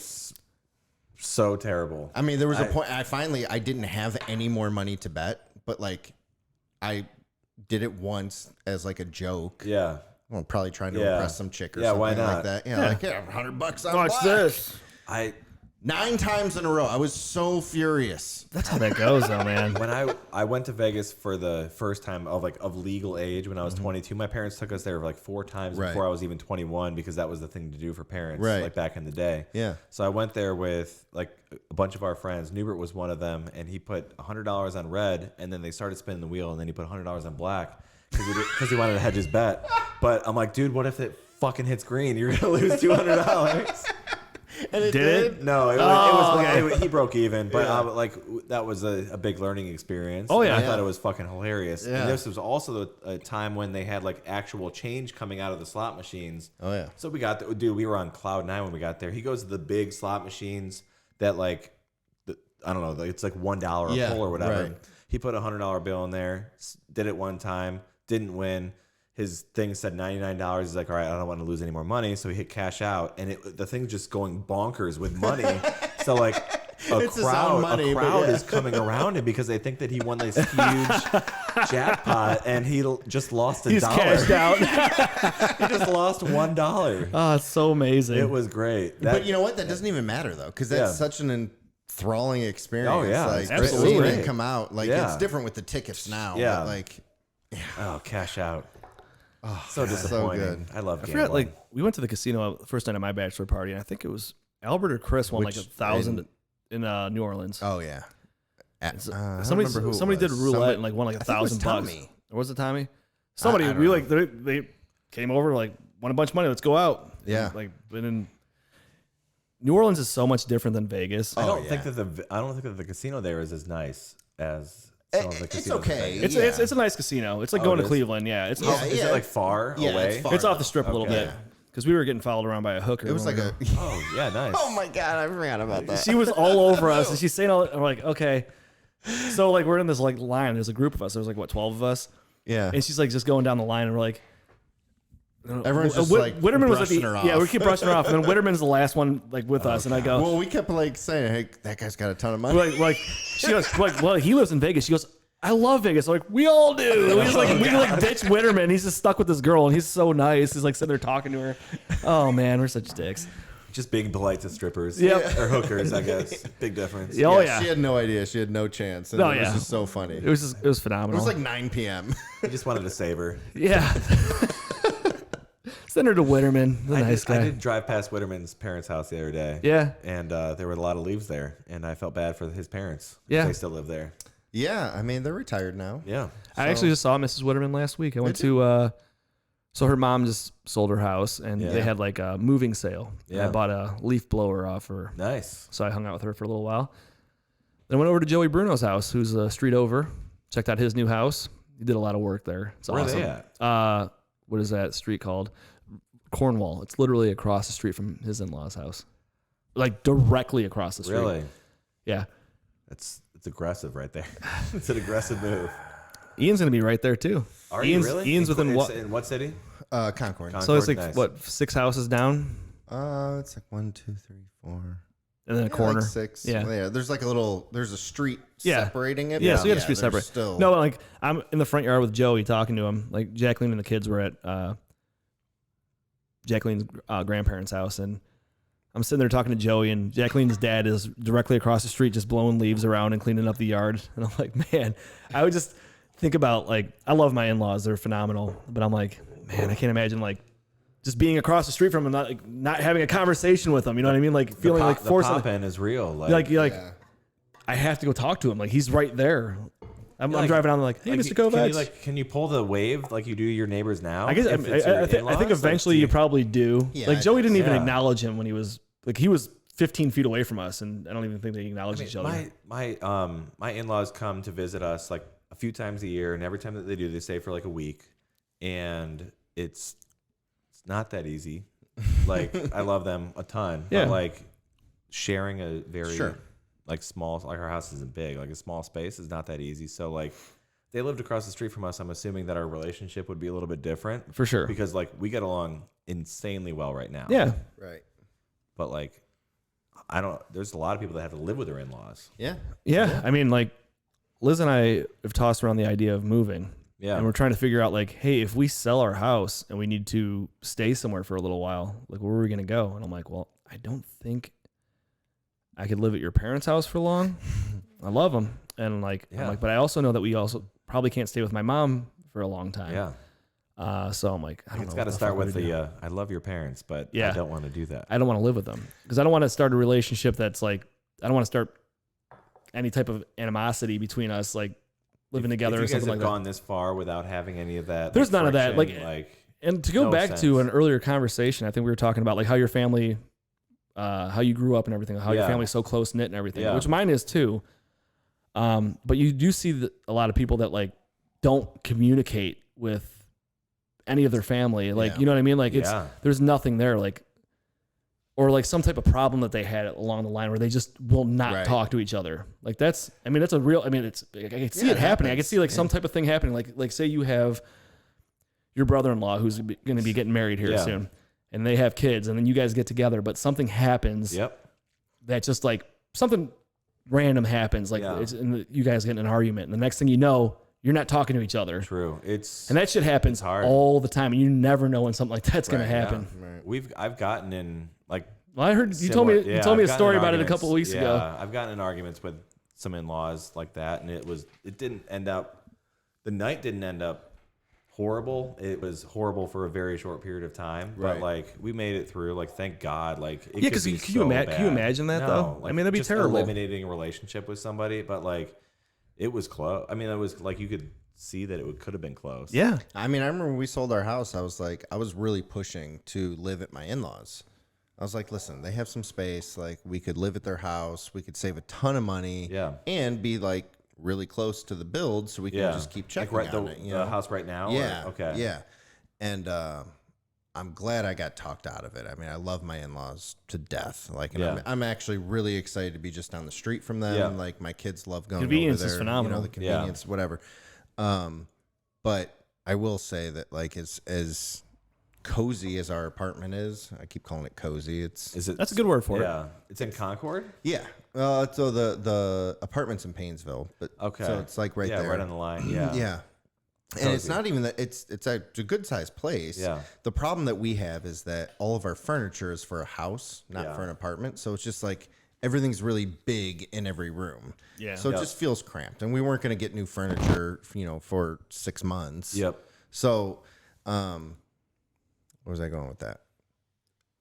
Having a problem like but- moving with your in-laws or something. Yeah, You're I happy mean, that you like, didn't live there. like I am happy. I mean, because like we go over there all the time still. I think that We were there having earlier. that distance and having that like not seeing them every day. Like more for their sake than mine. Even Yeah. like I can deal with it. I For, can I deal can with deal with anything. anything for Literally, I 6 can deal with months. anything. Like, Here's the deal: if I could live at one of their houses, if I could have an escape, like if I could go like into a room where I could go watch TV and not have to talk to somebody for a little while, Go do some yard work. I would, dude. You know how much yard work I'd be doing if I was at my mom's? Oh, gosh. That's all I would be doing. right. don't I know mean, if I'll can be do honest that. with you. Right now, if I go to my mom's house with the kids, and it sounds kind of shitty as a father, but like I'll just leave the kids with my mom for a little bit, and I'll get her yard work done. But I'm still. That's very like. But that's amazing. Yeah, that's great. Like, But you're I helping do- Your I- mom, I- out. Your I- mom loves. I mean, your mom adores Oh, she loves the those kids. Like she has 6 grandkids, and she loves them. Like she'll have them sleep over all the time. Like she'll that's take great. all of them and be like, I'll just take all the kids. 6 of tonight. them? Yeah. Yeah, she'll do it. You guys hang out with all the siblings together? Yeah, when so you guys do that? my brothers and I and the kids are like we'll get together with them, and like That's awesome. the cousins are just like so close, Inseparable, Like yeah. they're just best friends, and so that's I think awesome. It's so cool that you guys do all that. It's That's great. crazy, It's yeah. cool because like my brothers and I are very close. Like Yeah. it's awesome. Backnick Bros. The Backnick Bros, it's kind of like the Spence Bros. Yeah. There's 3 of you guys, right? Yeah. All relatively close in age. Yeah. Like, Oh, you're the middle, huh? I'm the middle guy. Yeah. See, I'm the youngest, so no one gives a shit about the youngest. I think that like everybody loves the youngest, don't they? Well, they Like, love you them, but get- they're just do whatever. Who cares what you do? my poor younger brother got beat up so bad. When Oh, he was so a kid. trust me, man. I got my ass kicked constantly. It was so bad. Yeah, it's good for you. But yeah, I mean, when I went to go visit my parents my in-laws in Florida in the middle of the pandemic, like probably the worst time. We didn't even know if we were going to get in the state because we drove down there. Yeah. Because her parents live in Florida. I'm like, we couldn't fly. So like we wanted to go visit them, but we got a house on the ocean, like literally on the ocean in the same city that they live in New Smyrna Beach. And it was amazing. I love visiting them, but that was the best time that I've had in New Smyrna Beach because like we'll hang out with them all day and then we can kind of have our little breakaway. Yeah, you go Right, go away. Like, it was like so amazing. Even though the house smelled like cigarettes and mold and like I don't even understand how it's still standing there. It wasn't a great house. It was, I said it was on the ocean. It was a cool location. The scenery was The phenomenal. scenery was phenomenal. Right. The house was not great, but like, and it was funny. It was like right after, when Trump gave us all that money? What are the The stimulus. Stimulus. Yeah, we just like whatever we got from the stimulus, we're going to put towards this. or Hell yeah. whatever. Yeah. So like we don't need anything extra. We're just going to use it for this stupid little like. Yeah. a little get trip, away. a little Yeah. vacation. But that was the best trip that I've had in Florida, by far, because we didn't have to like spend the night and wake up with them. But like, Right. like we were still with them for like 10 hours a day. Yeah. Yeah. And it was great. I think it's healthy to have that where you're like you could pop in and hang out for a little while, but then be able to escape. It's even good. Like, well, actually, like I was at Fiona's this morning. Yeah. And like I work at home with my wife, and like it's great to go to Fiona's and work. Sure. Because I see her 24 hours a day. Right. Yeah, right. absolutely. No, listen. Especially for you for Yeah. like working at home. Like Yeah. and so we talk about this all the time, actually, where you work, like Yeah. how you guys have these buildings, like Oh, massive gosh, buildings yeah. everywhere, but everybody's working remotely, Everybody. right? So I'm like, what I do now is I'm like partially responsible for the onboarding of brand new hires into Progressive. So they just start Progressive and they start in our department. And this most recent group that I had was in March, and obviously, you know what happened in March. Right. Like they worked with us for 1 week. That was it. And then we're like, see you later. Good luck. Actually, what we did first was like, hey, you have next week off. We don't know what we're gonna have. We don't know what we're gonna do. So then they've just been home ever since March. Like one day where everybody was in the office, one day everybody was at home. We sent them laptops and everything. I remember Arco was telling me about Yeah. like how they had to like get the certain buildings ready for like the social distancing, or well, is it like, that, but like I remember him saying like we have to get these ready because they're giving away laptops tomorrow. yep, oh yeah. And like everyone was getting a laptop and 2 monitors and I this and that. walked into a room like twice the size, and laptops were like to the ceiling, floor to ceiling, everywhere. And like we have hundreds of people in our department. Like we never planned for this. Like out of nowhere, it's just like, here's your laptop, go home, see you later. Don't come even close to me. Right. It was so weird. It's so crazy, man. And I haven't seen anybody since. Just overnight, and now that was in March. That was in And March. you guys aren't going back to when? They announced that we're not going back at the earliest April, but they're going to give us a communication in January. I assume that if you're working from home right now, there's no indication that you're ever going to go back in the office if you don't want to. Productivity's it's fine. Yeah. Like it's not bad. I'd go back to the office instantaneously. But I'm so much more productive at home. Are you really? Dude, literally wherever I was sitting, I would like one time I was sitting by the bathroom, like that was my cube, and everybody I've worked there for 13 years, like, oh, I got to go to the bathroom. I might as well say hi to stop Spence. by and say hi to you. I'm like, all right, well, I guess I'll stay 3 hours late tonight because I just talked to 75 That people. is true. There's a lot of times All where the time. So when the quarantine first started, I was doing like I never left the office. Like I was there the whole time. So we did split time. So I would go in at noon. So there was no one in the office, and it was glorious because you didn't have those side conversations like that. I was so focused. Like it was condensed time, but I got all my work done. Yeah. No one was talking to me, and no one wanted to come near you. Yeah. So it was like petrified. No one would come into the office. No one would come bother me ever. So that was amazing. I did enjoy that time. But then now that it's back to normal, it's a lot of the side conversation. Like someone like you have so much talk about politics with a lot of people. I can't. And here's the deal. I don't like to talk about it. Yeah. It's not anybody's business who I like, what I am, who I pray to. You know what I mean? Yeah. Like that's nobody's business. I don't get into those conversations. Yeah. So I just make light of everything. I just make I crack jokes. There's no other way to do it. But some of these people are so intense about it. I'm like, I don't like, care. good I'm like, way can we to talk get about out of it. sports for a few minutes or something? Yeah. Like, I just don't care. I don't want to A talk good way about to it. get out of it is like, there's crazy people on both sides. I'm just trying to get through it. That's literally what I say. That's so true. I literally say, I'm like, both sides are bad. What are you going to do? That's a cop out. Yeah. But it's also so fucking true. Yeah. I like to see both ways. I have an open mind. Yeah. And that's just how I am. Yeah. I consider myself an independent. Like I like to see both sides of things, and I have an open mind about it. And that's how I am. I don't really care. But there's so many people that are so strongly opinionated, and they just push this shit on me all the time. I'm like, I don't think the world is as divisive in 2 categories. I think it's in 3. But like, it's like strong one way, strong the other way, and then everybody else in the middle. So there's really like 3 different. There's absolutely. so many people in the middle. There is a ton. Yeah, but the problem is that the people in the middle aren't accurately represented. And they're not vocal really about like being like in the middle, like, hey, I understand both sides. Right. Or, like, hey, like, because you have to take a stance on something. Yeah. You have to, because And, you can't have that, like you said, a cop out. Like Right. But I hate the way that it's like you're this or you're this. Yep. And if you're not what I want you to be, then you're a piece of shit. Yep. Like I hate that about ridiculous. everybody. It's like, and you see ridiculous. people like, you hear stories of people like not talking to family members because, or they're not friends with these people anymore because they think differently. Insane. And like, Is you this have to new tiptoe. to? Like this is. It's not can't be new. new. It's not new. I I've remember. never witnessed this before with anybody having a conversation. I mean, I remember growing up. My dad's dad is super liberal. Mm-hmm. Like worked was the president of the URW for years. Like that was his job. Yeah. Like so huge union and like very very very left wing. And my dad was very right wing. And like they would argue. I mean, I remember like my grandpa coming over for like, whatever, just to hang out and play catch. Yeah. And like they would get in fucking screaming matches, and then like my grandpa would just leave, and we wouldn't see him for months. It's so And like bad. it was so ridiculous to me, but like that's just how it's always been. Yeah, see, And, like, I I'll haven't be with my witnessed it with anybody like that's Yeah. close Like to me. even like the stuff that's going on recently, like I'll be with my dad, like he'll be in town or I'll be out there or whatever, and I'll be like, watch this, and he'll call his dad and Just be to like, start shit? and he'll just start shit. I'm like, dude, this is not healthy.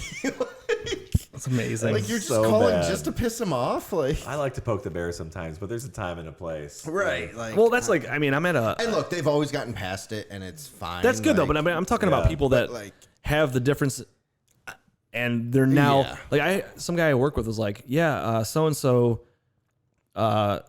is he's Republican, but his Yeah. daughter is, she's Democrat, but Democrat. they don't talk to each other. Like his daughter has completely cut him out of her life. It's amazing. Like you're willing to cut family out over something like out of your life for something like that. I'm sorry, that's not. I just think that's insane. It's horrible. I think what people, I mean, I don't know. This is probably wrong to say, but like, Go ahead. I strongly advise that you say it. I can't wait to hear it. no, my opinion is that at the end of the day, our individual lives don't change that much. Yeah. So why in the fuck do we let it bother us? See, I try to live yeah. by that. So I like I said, I'm like, no matter who wins, I will wake up the next morning and I will go to work. Yep. And I'll be with my family the same way I've been, and nothing directly will affect me. Like I feel like I will try to just live my life as I will. I mean, it I will definitely live. does affect it does. us. It does Like- affect you, right? But I want to live my life the way I want to live it. I don't want to base my life on who is the president. Right. I'm not going to like lose my mind if someone that I want to win. If they yeah. lose, and I'm like, oh, that's the end of my life. This is everything that I don't Yeah, believe right, in. Like, right. no, like, you have to move on and like, you know what? Whoever's president, I'm going to root for them to do the best Support thing them for to me. do well because Yeah, you want your country to do well. Right. Yeah. Do I want them to fail? Fuck no. Yeah. I want them to do a great job and to make sure that I am okay and my daily People life have can move on. jobs. Yeah, absolutely. That's what I want to root for that person to make sure that it, like that's all I want. SNL did a skit where like if Donald Trump loses, like what are we going to talk about? Because Right. like he's not going to be tweeting anymore. Like what are we going to talk about? Yeah, Like, yeah. It's like, It's- other like, things. it's funny. Like we're going to talk about other shit, but like it's Somebody brought something up the other day though, and I never thought about it until that moment. It's like, all right, well, if he does lose, which is kind of looking that way, yeah. Yeah. Vegas says he's going to lose. like he can technically run again in 2024. Oh my Imagine to fucking go through this bullshit again. He would do that. Of course he Yeah. would. This He has would been like the totally do most that. stressful time, and I'm trying not to let it be stressful. But I'm like, the whole country is on edge. It's like, oh my god, man. Like it's almost like one of those situations where you're like, look, you just let him get in there again. Oh my He'll god. be done. And then it'll be done. Like and you don't have to worry about it again. anymore. Yeah. One Then more he's done. time. Just get it over Like, with. can we get through another 4 years? Yeah. Let's And, like, just look, I'm I good. think he's done a fine job. Like, Hey, but again, I thought Obama did a fine job. Yeah. Like, I'm very like that's what I mean. it That's what I'm doesn't saying. matter That's to what me. I'm saying. It's not like anything that's really affected me. I Yeah. think that with him, if he could just keep his mouth shut. I think if you made an Obama-Trump hybrid where Obama talked for Trump. Oh, like an independent. Oh yeah. No, like literally, like Obama. yeah. Like Obama the could tact speak. Obama of- could speak. Extremely he's a wonderful well. speaker. And, He's phenomenal. and people loved him. And Trump has a way of making people not like him very much. Yeah, he's like on his show. What was that show that he had? The Apprentice. The Apprentice. Apprentice, yeah. I love that show. You It was, fired. You're it's a very, I a very really like that. entertaining show. I liked the Celebrity Apprentice. You fired. Yeah, I mean, it was like, yeah, I mean, like if Pence could talk for him, it might be even better. Like, even if Penn, yeah, he needs one. He needs like But one he- or two but he- like, so boring. but I'm saying like if you could just avoid the bad things. the that he bad things, does. the stupid shit that comes out, Twitter. like where he just can't control himself of saying stupid things. But the crazy thing is I don't know if he would even matter. No, Because people are so hung up on theoretical issues Yeah. yes, that really don't have any impact. no, And so then you hang up on whatever, yeah, you know, one issue or one Yeah. piece of an issue, and you're like, wow, I can't possibly support this person. yeah. It's outrageous. It really is. Here's what I'm gonna do, because we always talk about how we will not get into politics. Yeah, that's true. Cut it So let's out. move on. Yeah. I would like Ian to move on to his favorite segment of the show. Oh, It's my also favorite a very I love it as well, but I know Ian likes to explain it. and he's very good at it. So Okay. I don't know if you need your notes for this. Yeah, you might need your notes. Did you write anything down for this? All right. So, so Prepare yourself. my favorite segment is the proud dad moment. Okay. You've heard me explain it before. Yeah. But I think it's important to, as a father, to kind of reflect on something that you've done, or your kids have done, or your wife has done, whatever, that makes you proud to be a dad. Sure. I did take some notes on this, but it was Excellent. the absolutely hardest thing for me to think of, because I don't want to like take any credit for anything that my kids have done, because like I haven't done anything to other than just like be there, you know, and be a dad. But You've molded them. so like I've molded them. So the thing that I think about time and time again after I thought about that question was that I'm watching my 4-year-old daughter be a big sister, and it like absolutely fucking melts my heart. So what she does is when she talks to Braden, she sees us and how we talk to him in like that little high pitched voice, like, "Hi buddy, how you doing?" Mm-hmm. So she does that constantly to him, and she like cares about him more than any human being ever in the world. So proud dad moment for me is just kind of watching her be a big sister. And I've never had women in my life like as like siblings, so I don't understand what it's like for a girl to grow up in this world. But watching it firsthand and seeing the older child be around him and just like support him and just like love him like unconditionally without even understanding why she does, it is just that's the proudest thing that Dude, that's I've been a part phenomenal, of. man. I love that so much. Like I watch, like my daughter's the youngest, the younger one, and to see her, because a lot of times she'll do it to my son, and she'll be like, "Gibbsy." Gibson doesn't care. No, he doesn't give a shit. Yeah, whatever, dude. No, he does. I mean, I get very proud and kind of like choked up when he like helps her along in doing something, of course, too. But like, she'll take on like almost the big sister role to him sometimes. Yeah. And I don't know, there's just something about seeing that just like, Seeing the relationship between two siblings is amazing. It melts my heart. It so does, much. man. And it is like Braden just started saying, he always called her Abby, and we never call her Abby ever. We always call her Abigail. But he's just now starting to like say Abigail, and it's like so funny. Like he loves love her that, too. man. Like it like hearing their voices is just it melts my heart. It's so cool to watch them have conversations with each other, just to interact with each other when they think you're not paying attention. Oh yeah. And it's so cool. Like yesterday, a good example is I was doing the leaves, and so what I like. Do they pick up? Do you do leaves at your house? Yeah, they do it like Do you they have to blow it up to the front yard. Yeah. So I have to take it all out of the backyard. I put it onto a tarp. Yep. And then I pull it to the front. So I'm pulling the tarp, and Ben, who's the youngest, he's helping me. So he's pulling it, and he's like not doing anything, but he's making the noises like he's like, oh, it's so heavy. He keeps telling me how heavy it is. I'm like, okay, buddy, this is okay.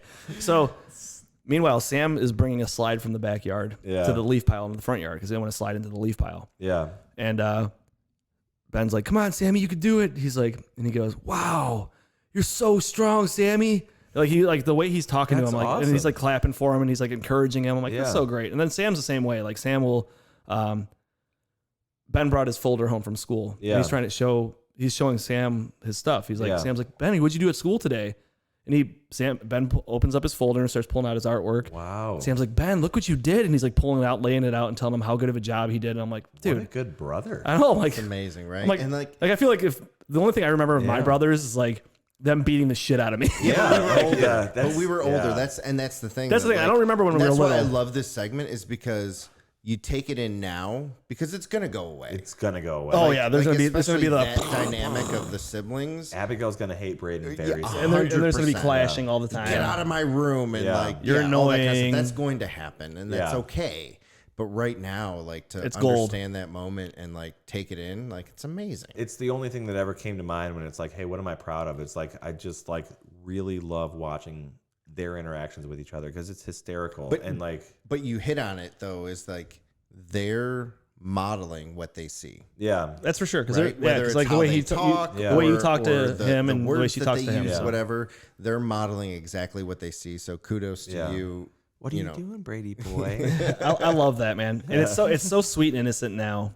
And like you said, we know what it's going to turn into. gosh. Yeah, it's definitely. gotta be But the I worst. think what is awesome about this show is like it helps you to sit back and enjoy it a little bit, like Yeah. appreciate it a little bit more because Yeah. you're like, you know what, this is temporary. Well, that's let's super enjoy these easy to- small moments. It's super easy to like Overlook it? disregard. Yeah. yeah, overlook it. Like like you. I was talking to Ryan Lewis earlier today, and he's like, man, I just really wish that I would have taken better notes of like what's happening with my kids' lives, because his kids are around the same age as mine too. Because I told him I was coming on here. He's like, makes you really think that you're like, I don't know, do you guys make a journal or anything like that? But like, So we talked to somebody a few weeks ago. Before. Pete, he was telling us like how he keeps a journal. Yeah. And he like writes down like everything he does during the day. So it's actually really cool. Like I actually just got my journal, came in from Amazon. So Yeah. I'm starting to do that where I write down what happened throughout the day. Yeah. So you can really kind of figure out, I don't know, what you did that day, or like weed out all the bullshit. like the super small high level. Like, yeah, like the stuff that like the small shit that doesn't even matter. yeah. Like you realize the stuff that stresses you out is Yeah. it's not important. It's the small things, like the way your kids talk to each other. Like Yeah. if you could write that down and like make that a memory, then There's that's so many times I wish I Because would you'll have written forget shit that, down. right? Like, I mean, and like to be fair, like one of the things that we said when we decided to do the show was we have no idea what this is going to turn. Oh, into, yeah. right. Like, do we have like grand illusions of like being Joe Rogan? Sure, that'd be Yeah, why great, not? Phenomenal. Right? That'd be Yeah. amazing if we could quit our jobs and just Yeah. podcast all the time. But like, Ro joking. right. But I mean, we said it from day one was at worst, we're going to get together once a week. We're going to talk about our kids and we're going to document, we're going to Yep. journal our fatherhood and like Yeah. figure out what our Try kids to are doing. and learn from different And people. like, if at the very least, just 20 years, we can sit back and like watch old episodes. Absolutely. And just hear like all the dumb shit we Man, might have said. remember Or when like, our kids were 4 and 2? yeah, or, and you know, you whatever, look like, back at that and that's amazing. we have those memories because we sit here and talk about the kids. I mean, sure, we get onto different topics like we did Yeah. tonight. Yeah. But to hear yourself and think about like where we started, Yeah. like I don't know how old the kids were, like 2, 3 years old. Well, and it's like been when almost 2 years. yeah. So So like 2 and 3 years old. Yeah. And it's like, man, like the difference in them since that time, it's amazing how fast it's gone, Yeah. first of all, but the big changes and all of that. Yeah. And it's like, it's really cool to reflect on all that. So Yeah. to go back to the beginning, Oh my gosh. Yeah. You guys have an awesome platform to like listen in detail about how things are Right. going for, Yeah, 'cause for we- your kids. Because And that's, for I you. mean, that's all this is telling stories. Yeah, we come in here, we sit tell here, we tell stories. stories about our kids. and you come here and or vent. Yeah. about when we were kids. Yeah, you know? which is a lot of which fun. is man. also a lot of fun. And Yeah. like we're always going to have that. Like that Yeah. is in the cloud, as the kids Yeah. say. Whatever they say. I don't know. It's never going to That's go just away. slapping Yeah, over yeah, there that's in what the I say. I mean, cloud. Yeah. the cloud slaps, dude. Dude, I wish I had more clouds. Me too, man. Truer, I just truer slap words them. have never Yeah. been spoken. Gosh. All right. So good, man. This slaps. It does. All right, the got another title one of the for you, episode, man. by the way. Yeah, absolutely. You All get right. one thing and you stick with it. All right. A dad hack, and I think you're prepared. I know you are because you've I'm listened. prepared This for guy a brought dad hack. notes. I had so many embarrassing dad hacks that I don't even want to bring up, and I'm just gonna Dude, bring them all out. I want to hear all of them. Yeah. like you can probably like hear the paper like on the microphone, but Mm-hmm. like the first dad hack that I thought about was not the actual dad hack that anyone I told what the dad hack was. They're like, don't go with that one. Then go with it. But I'm gonna tell you what it is. Yeah. So if I'm ever like, and most of my dad hacks are probably gonna be with Abigail because Braden doesn't know what the hell's going on really anymore. Yeah, sure. She's 4 and like you gotta like get her attention somehow. So a lot of times she doesn't really have good attention span. So I need to settle her down for a little bit. So I got this little magic trick that I do with her, and she has 2 toys that are exactly the same. So I hide them under like a little like on the ottoman over like something, and I do like a little magic trick, and we do hum diddy dum, and I slap it, and I like slide it under, and I take it, and the other toy is somewhere else in the room, and she knows where it is. Like Lindsay's typically helping me, so she's like astonished. She thinks this is like real magic. So like I can literally stop her from doing that for like an actual hour from anything else. So like she's like, hey, can we do hum diddy dum? Sometimes I'm like literally so tired. I'm like, hey, I like the magic isn't working today. Leave me alone. Go talk to your mom. So that's one of the things that I want to talk about, but everybody thought it was a terrible idea. No, No, that's it's phenomenal. amazing. That's It's, I've never done that. It's hilarious. I think it's hilarious, That's and she so- loves. Where did you learn that? when I was watching my brothers and I did that to like some little kid, and we had like the little like Cleveland Indians like fake helmet, and we would like the ice cream helmet. Yeah, like hum diddy dum, and we would do the same exact thing, like literally 30 years ago, maybe 20 years ago, to like this like little like neighborhood kid. Yeah, and he thought it was the best thing in the world, so I just implemented That's it amazing. with Abigail. Dude, That's literally genius. it's amazing. And that's They think that it's 100% real a dad magic. hack. Yeah. Like Sorry, gotta hit this real quick. She said. dad hack. No, like I want to go do that. You Like, should do I want to that. go I get. think two Have you of the tried? Have you same tried toy. magic tricks yet? No. Oh, dude, I do it with Sam all the time. Do you? And he thinks I'm amazing. Yeah. He'll go run to Liz and be like, "Daddy just did this. I don't know how he did it. It's magic." I'm like the sitting over there, corniest dad ever. And how have I never my dad done used to any do magic tricks with me all the time. Really? I actually went onto a website and looked up different like magic tricks. You ever Like see the Ant-Man? quarter? The quarter where I've you like seen- you bite Oh the yeah, quarter. yeah. What is that? So it folds back, and Okay. then when you let go of it, it flicks back into place. I get it. So like you Did you buy one? go like this. Not yet, but I'm going to. And I saw this coloring book years ago. I saw it on the show when I was really little.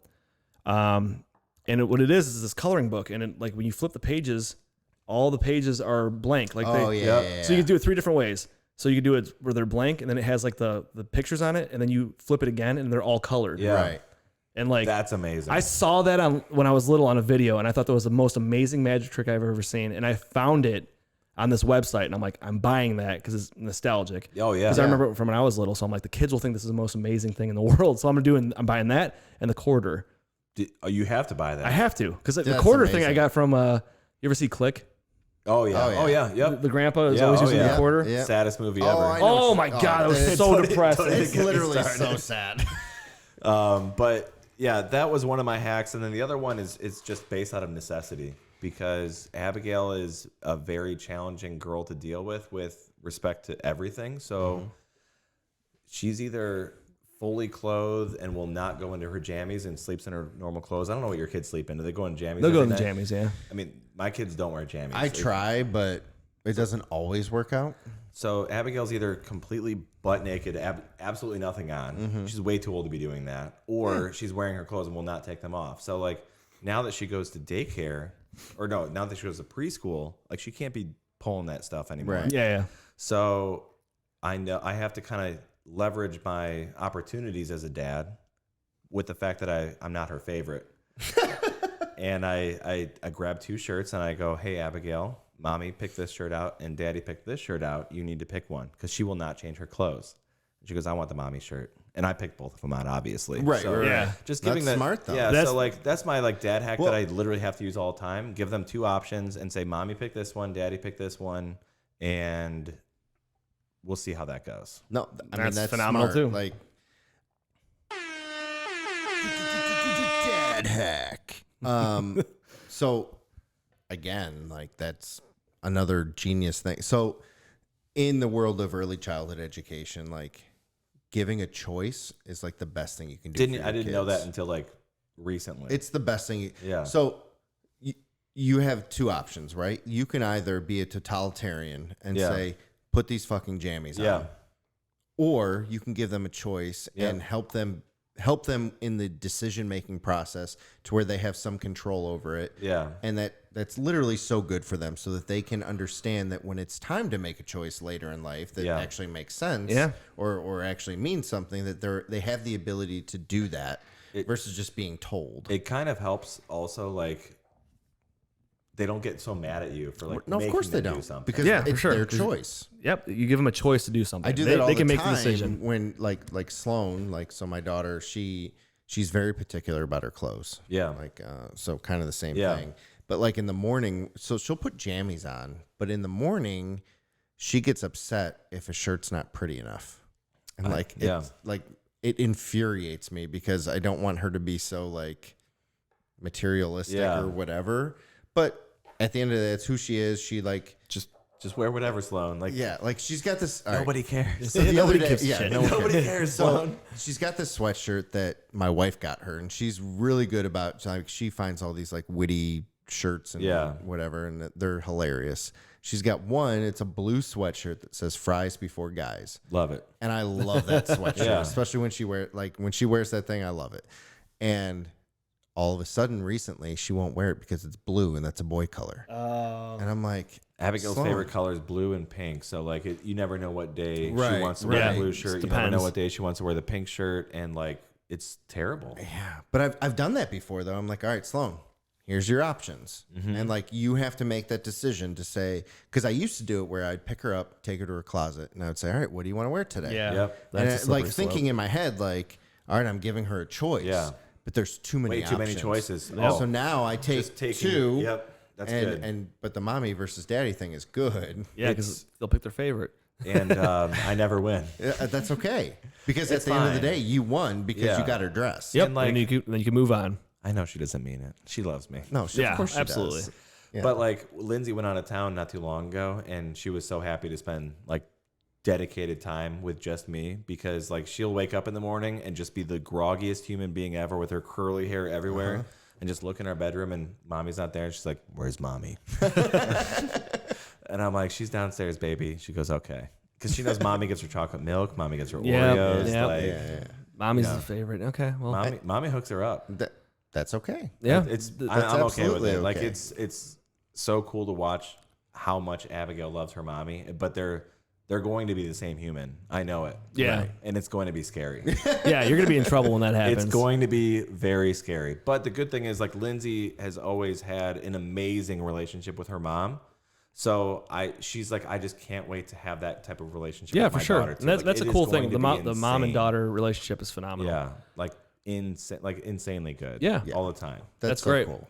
That's so cool. I mean, that's what you want, right? Yeah. Like that's what you want for your kids, is to have a relationship with you and your wife, and that's okay. Like, I don't, at least to me, I'm okay with it if my kids favor my wife. It's fine. Yeah. I don't see. I don't. So like, Sam is all me, Oh, except yeah, for yeah. like certain things. So Yeah. which I prefer too, because like bedtime, Ben's much easier to put to bed. Yeah. Because like he'll pretty much, you read him a book and then he's like, "Fuck you, get the hell out of here."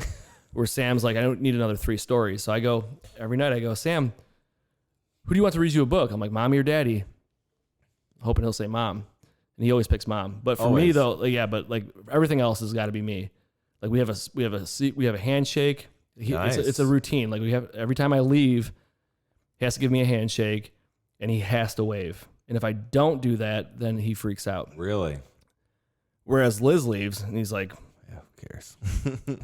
like he won't even get up and wave out the window. Like, but I have to Really? put my daughter to bed every night. yeah, I usually do Ben.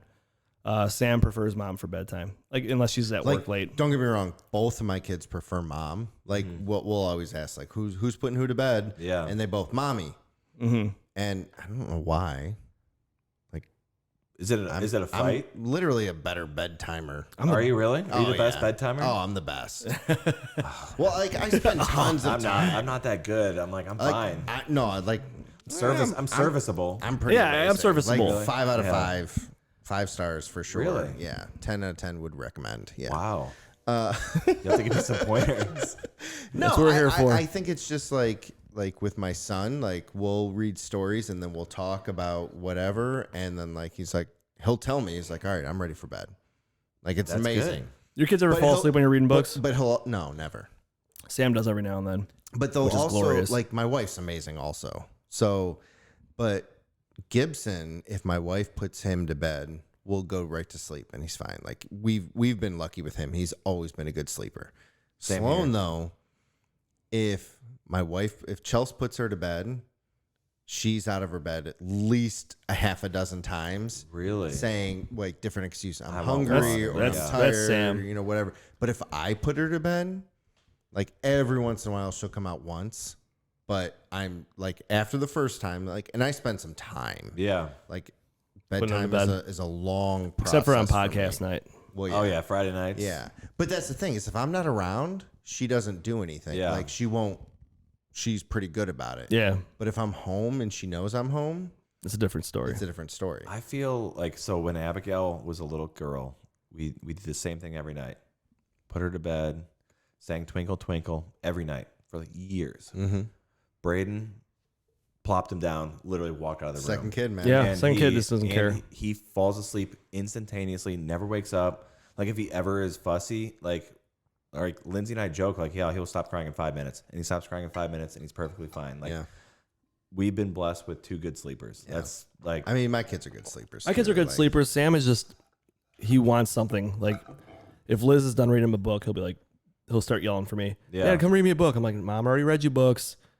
It's time to go to bed. And then he'll come out and be like, oh, I should have eaten dinner. I'm like, yeah, I know. Hungry. I know. I told you. And he goes, I'm starving. I'm like, come on, man. So fusty. He's like, I need a snack. I'm like, you can have like a pepper or something like that. You're not getting snacks. He's Yeah, like, you I just want come up with candy. the worst snacks possible. Eaten dinner. Like, like you're sitting at the dinner table, just don't eat. Like, I'm not hungry. Yeah, like, but then 4 like hours later. Oh, I should have had dinner. Disgusting. Yeah. Should have eaten dinner. That's what Sloan says all the time. This dinner's disgusting. Oh my gosh. Ben will do sometimes if he doesn't like something, he'll just spit it back on the plate. yeah. I'm like, dude, you dick.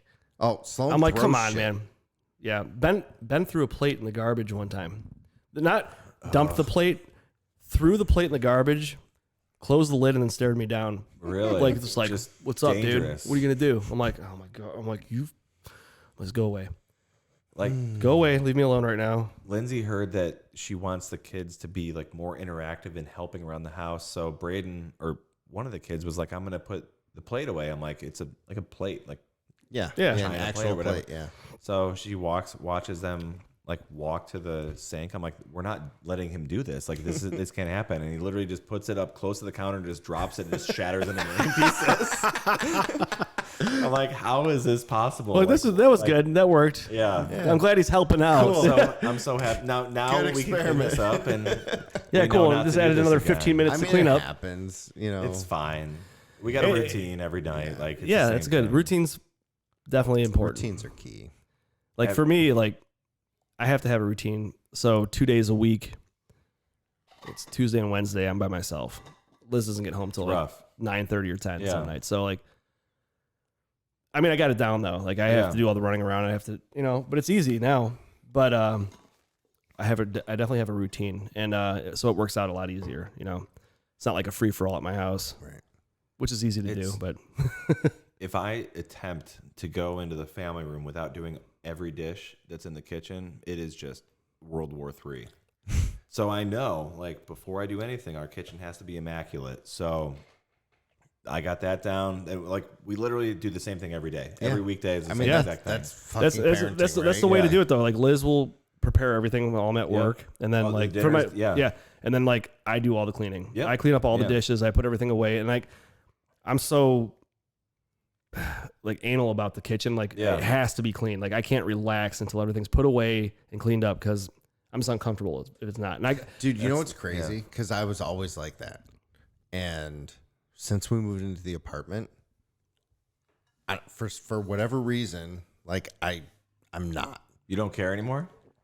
I don't When know you if move it's into the because house, it's you not might be- you might be- I guarantee it comes right back. Yeah. And there's still some days Maybe. where I'm like, I need to. Like, how much pride do you have Right. now? Like, it's not my place. Yeah. So But- I don't like.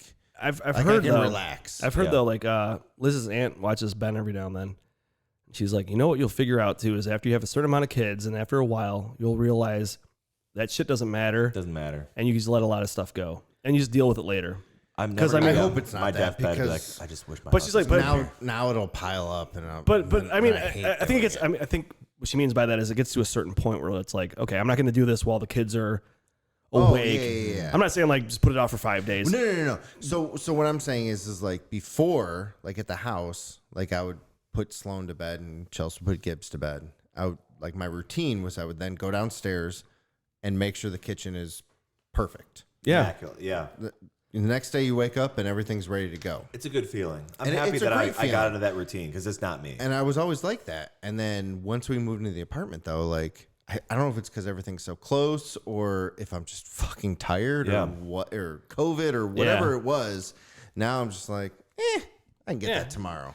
And like it's nice. but you shouldn't let. But it's also it's kind of a pain in the ass. then I get pissed because then I'll like You wake up in the morning and start I- getting them I ready. typically work from home Yeah. and I don't have like an office now because I'm in my You're in an apartment. Yeah. And so like I'll go to sit down and start working and I'll be like looking over and there's fucking dishes in there. I'm like, I know that's a bad feeling though. all right, now I got to get this done. And if I just done it last night, I don't know. It's weird. I don't know if you guys have the same mindset, but a lot of times it's like, if I'm home by myself with the kids, I want to make sure when Liz gets home from work, Oh yeah. everything's done, so Yeah. she doesn't have to come Absolutely. deal with all the bullshit.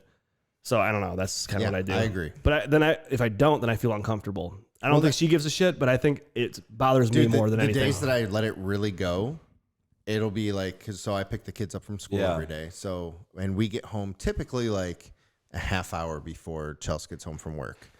And the days that I let everything go, like those are the days that I turn the TV on for the kids, and like I'm scrambling to get it all done. Yeah, you gotta get it all done. Gets home.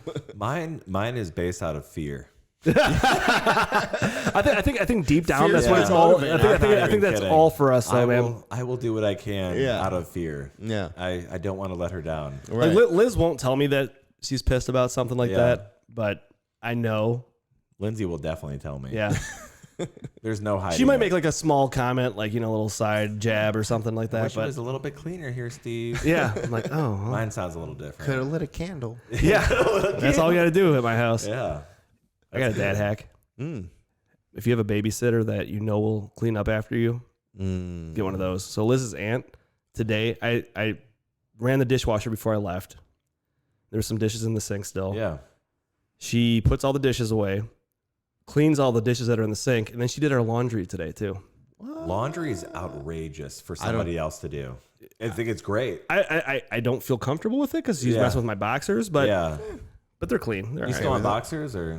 Yeah. You in tidy whities now? No, I'm in boxer briefs, but I mean briefs. yeah, Briefs. I'm a I'm sorry. boxer briefs guy. Mine's all briefs. They're not boxers. I was just judging you. So. Okay, don't worry. No, mine are all briefs. And actually, now Sam has to have briefs and nothing Wait, else. briefs or boxer briefs? Boxer briefs. Yeah, that's Okay. what Boxer briefs. Yeah. Okay. Yeah, so they're the long And shorts. I can't even get Yeah. the I don't know what material it is, but they're like the Like, is Like yours like silky? synthetic or is it like? I like the is it more synthetic cotton? ones. No. I like the synthetic ones. So Yeah, it's yeah, almost yeah. like athletic. Yeah, absolutely. I love those. Like I still have a few like ragged Oh, fucking yeah. pair I can't be bothered that are with like that. they stay in my drawer for like extreme emergencies. Oh. But like They're there. Not too long ago, I had to put a pair. I'm like, oh my god, this is the worst. Just like I- gliding up, like No, so I had a bad. pair that like they get sweaty. Oh gosh. the bottom it was like ripped, and there's like and my sack could fall through there.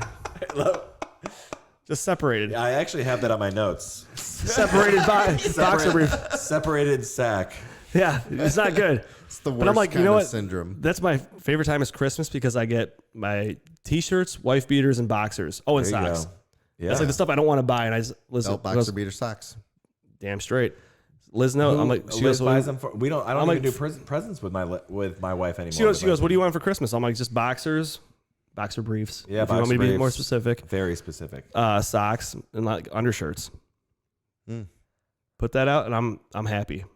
My mom still gets like her kids' Christmas presents. I'm like, I'm 35 years My mom old. still does, You too, gotta and like she's like- stop doing this at some point. And she's like, well, you have to be even. So she's like, next thing you know, we have a ton of shit. I'm like, Mom, you didn't have to spend all this money. She's Yeah. like- Yeah. I'm like, you have 6 grandkids. Just deal with them. I don't need anything. I sent my mom a screenshot of a pair of shoes that I wouldn't mind. So Dude, like, my I guess mom I wouldn't loves- mind these shoes. And I'm the same way, honestly. Like, and I tell Chelsea all the time, I'm like, listen, if there's something that you really want, and it would be, and like a holiday is coming up Yeah. that I'm supposed to purchase a gift for, like, just send it to me. Yeah, because Like- it's hard to buy presents for females. So difficult. Yeah. Just tell me what you want. It is so difficult. I don't care. Like, I have no I'm finally, care about I what I think get. finally, like this year, or maybe like a year and a half or so, we've all gotten on the same page where it's like, we don't have to be like shy about it. Like, this is what you want? Great. Yeah. So like I remember what was it, Prime Day not too long ago? Yeah. I sent my mom they had a the Roomba thing. Oh, yeah. Oh yeah, And that's I've never great. had one. That's what my mom I have- wants. it's I've great. never had one, and it was like $300 off on Prime Day. Wow. Damn. So I sent my mom a text and I was like, "Hey, you know, Christmas is coming up, and if you're really looking for something for us, because she always does like a combined gift, Yeah. whether it's, you know, whatever." And she's like, "That's great. Perfect. It's already at my house." There you go. It's Oh, you already amazing. got it? Yeah. Merry Christmas. Jackpot. It's Yeah. amazing. Gosh. Before we shut this whole thing down, I have one thing to say. Ooh. Quick story about Sam. Love We're it. driving home from school today, and I'm telling him, like, he's talking about his birthday because his birthday is like 8 days after Christmas. And I'm like, Yeah, so January, I'm early like, January. yeah. Right? Yep. So I'm like, you know, you're going to get presents on Christmas and then for your birthday. He's like, well, I'm not getting Christmas presents this year. I'm like, well, why not? He's like, I'm a bad boy. He's like, I'm not good. I'm like, buddy, no, I didn't tell you you're bad. I just said I want you to, I'm like, when you're being bad, I want you to be a good boy. So you know, Santa Claus is watching, so I want you to be a good boy. He's like, all right. He's like all down about it. I'm like, you're a good boy. Don't worry. I'm like, you're having this stress about nothing. I'm like, you're okay, buddy. But yeah. Oh, poor kid. I know. I'm like, damn it. I get all this stress about it. He's literally the best, by the way. Nicest kid ever. Just like, don't worry, Daddy. I'm not getting anything. He tells me, he goes, I'm not getting anything for Christmas this year. I'm like, dude, Jesus. He really knows how to tug at the heartstrings, too, when he says stuff, man. He knows. The Santa, like talking to Santa, we had like an app where you could call Santa. And Abigail was petrified of him. Like, I don't want to call Santa. We're not doing it. And they also had like an English Santa in the same app and a black Santa on the same app. Like, you can call like all different types of Santas. It was freaking great. But now like they have like the Santa cams. Have you seen those? Like, where, like, wait, what? You never heard of that? No. Like, are you talking about the ornament thing? Yeah, the ornament. It says Santa cam, so like it has Santa's watching looks like it has a lens on the front of the ornament.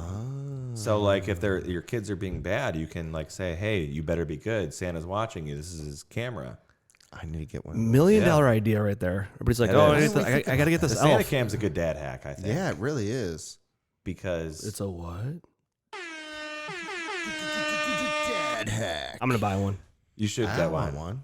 You should get a Santa cam. And it's funny because I mentioned this a couple times. I was talking to Lewis about coming here earlier, and he's like, yeah, January through July, you can say I'm returning all of your Christmas presents if you're bad. And then July through December, you're going to say you're not getting anything for Christmas. So no matter what time of year, right there. no matter what time of year you're at, you can either return their Christmas presents or tell them they're not getting 100%. Santa is a great thing, Poor man. Santa. Santa gets a bad rep. He's always watching us. You got to be like on like really good behavior with Santa. Yeah, you really do. It's true. We already use all right, I guess I'm just going to call Santa. Sam starts screaming, no, don't call him. I'm like, well, then be good. Gosh, We're just ruining our children. poor Santa. All right, guys. Well, All right. good work tonight. Yeah, this was amazing. Thank you. Thanks for having me on. This is awesome. I hope you had fun. Yeah, I had a good time. You did good. I'm glad you brought your notes. You, didn't have to, Yeah. you really didn't have to use them. I didn't use any. Yeah, there's a lot of like random stuff on here that thank goodness I didn't have to use. It's all right. If you want to plug anything before we wrap off, you want to say anything from your notes? Adam Nicola wanted me to say his name. Oh, That's Rolla. literally- What up, Rolla? The creeps. Adam's great dude. A fan of the show, supporter of the show. He is. So Yeah. He's the man. absolutely well. That's Always it. love that guy. Yeah. So that's the last thing. I'll leave it on Adam All right, Nicola. all right. There you go. Cool. Well, then, All right. So if you haven't already, make sure you subscribe on your favorite podcast app. Follow us on all the socials: Facebook, Instagram, YouTube, the Twitter. Our website. Check out the website, www.thetalkingdads.com. We do our bourbon and whiskey reviews on Wednesdays, and then also has the full podcast library and other crap that quickies we and all do. that stuff. Yeah, good stuff. Good quickies. But yeah, share with your friends. Tell a dad that needs to know about us. And then in the meantime, raise good humans. Catch you next time. Peace. Hey guys, if you love what you just heard or watched, and we know you did, do us a solid and hit that thumbs up. Share with your friends and throw us a comment, literally about anything. Your support legit keeps us going. Oh, and don't forget to give us that 5-star rating. We really appreciate you.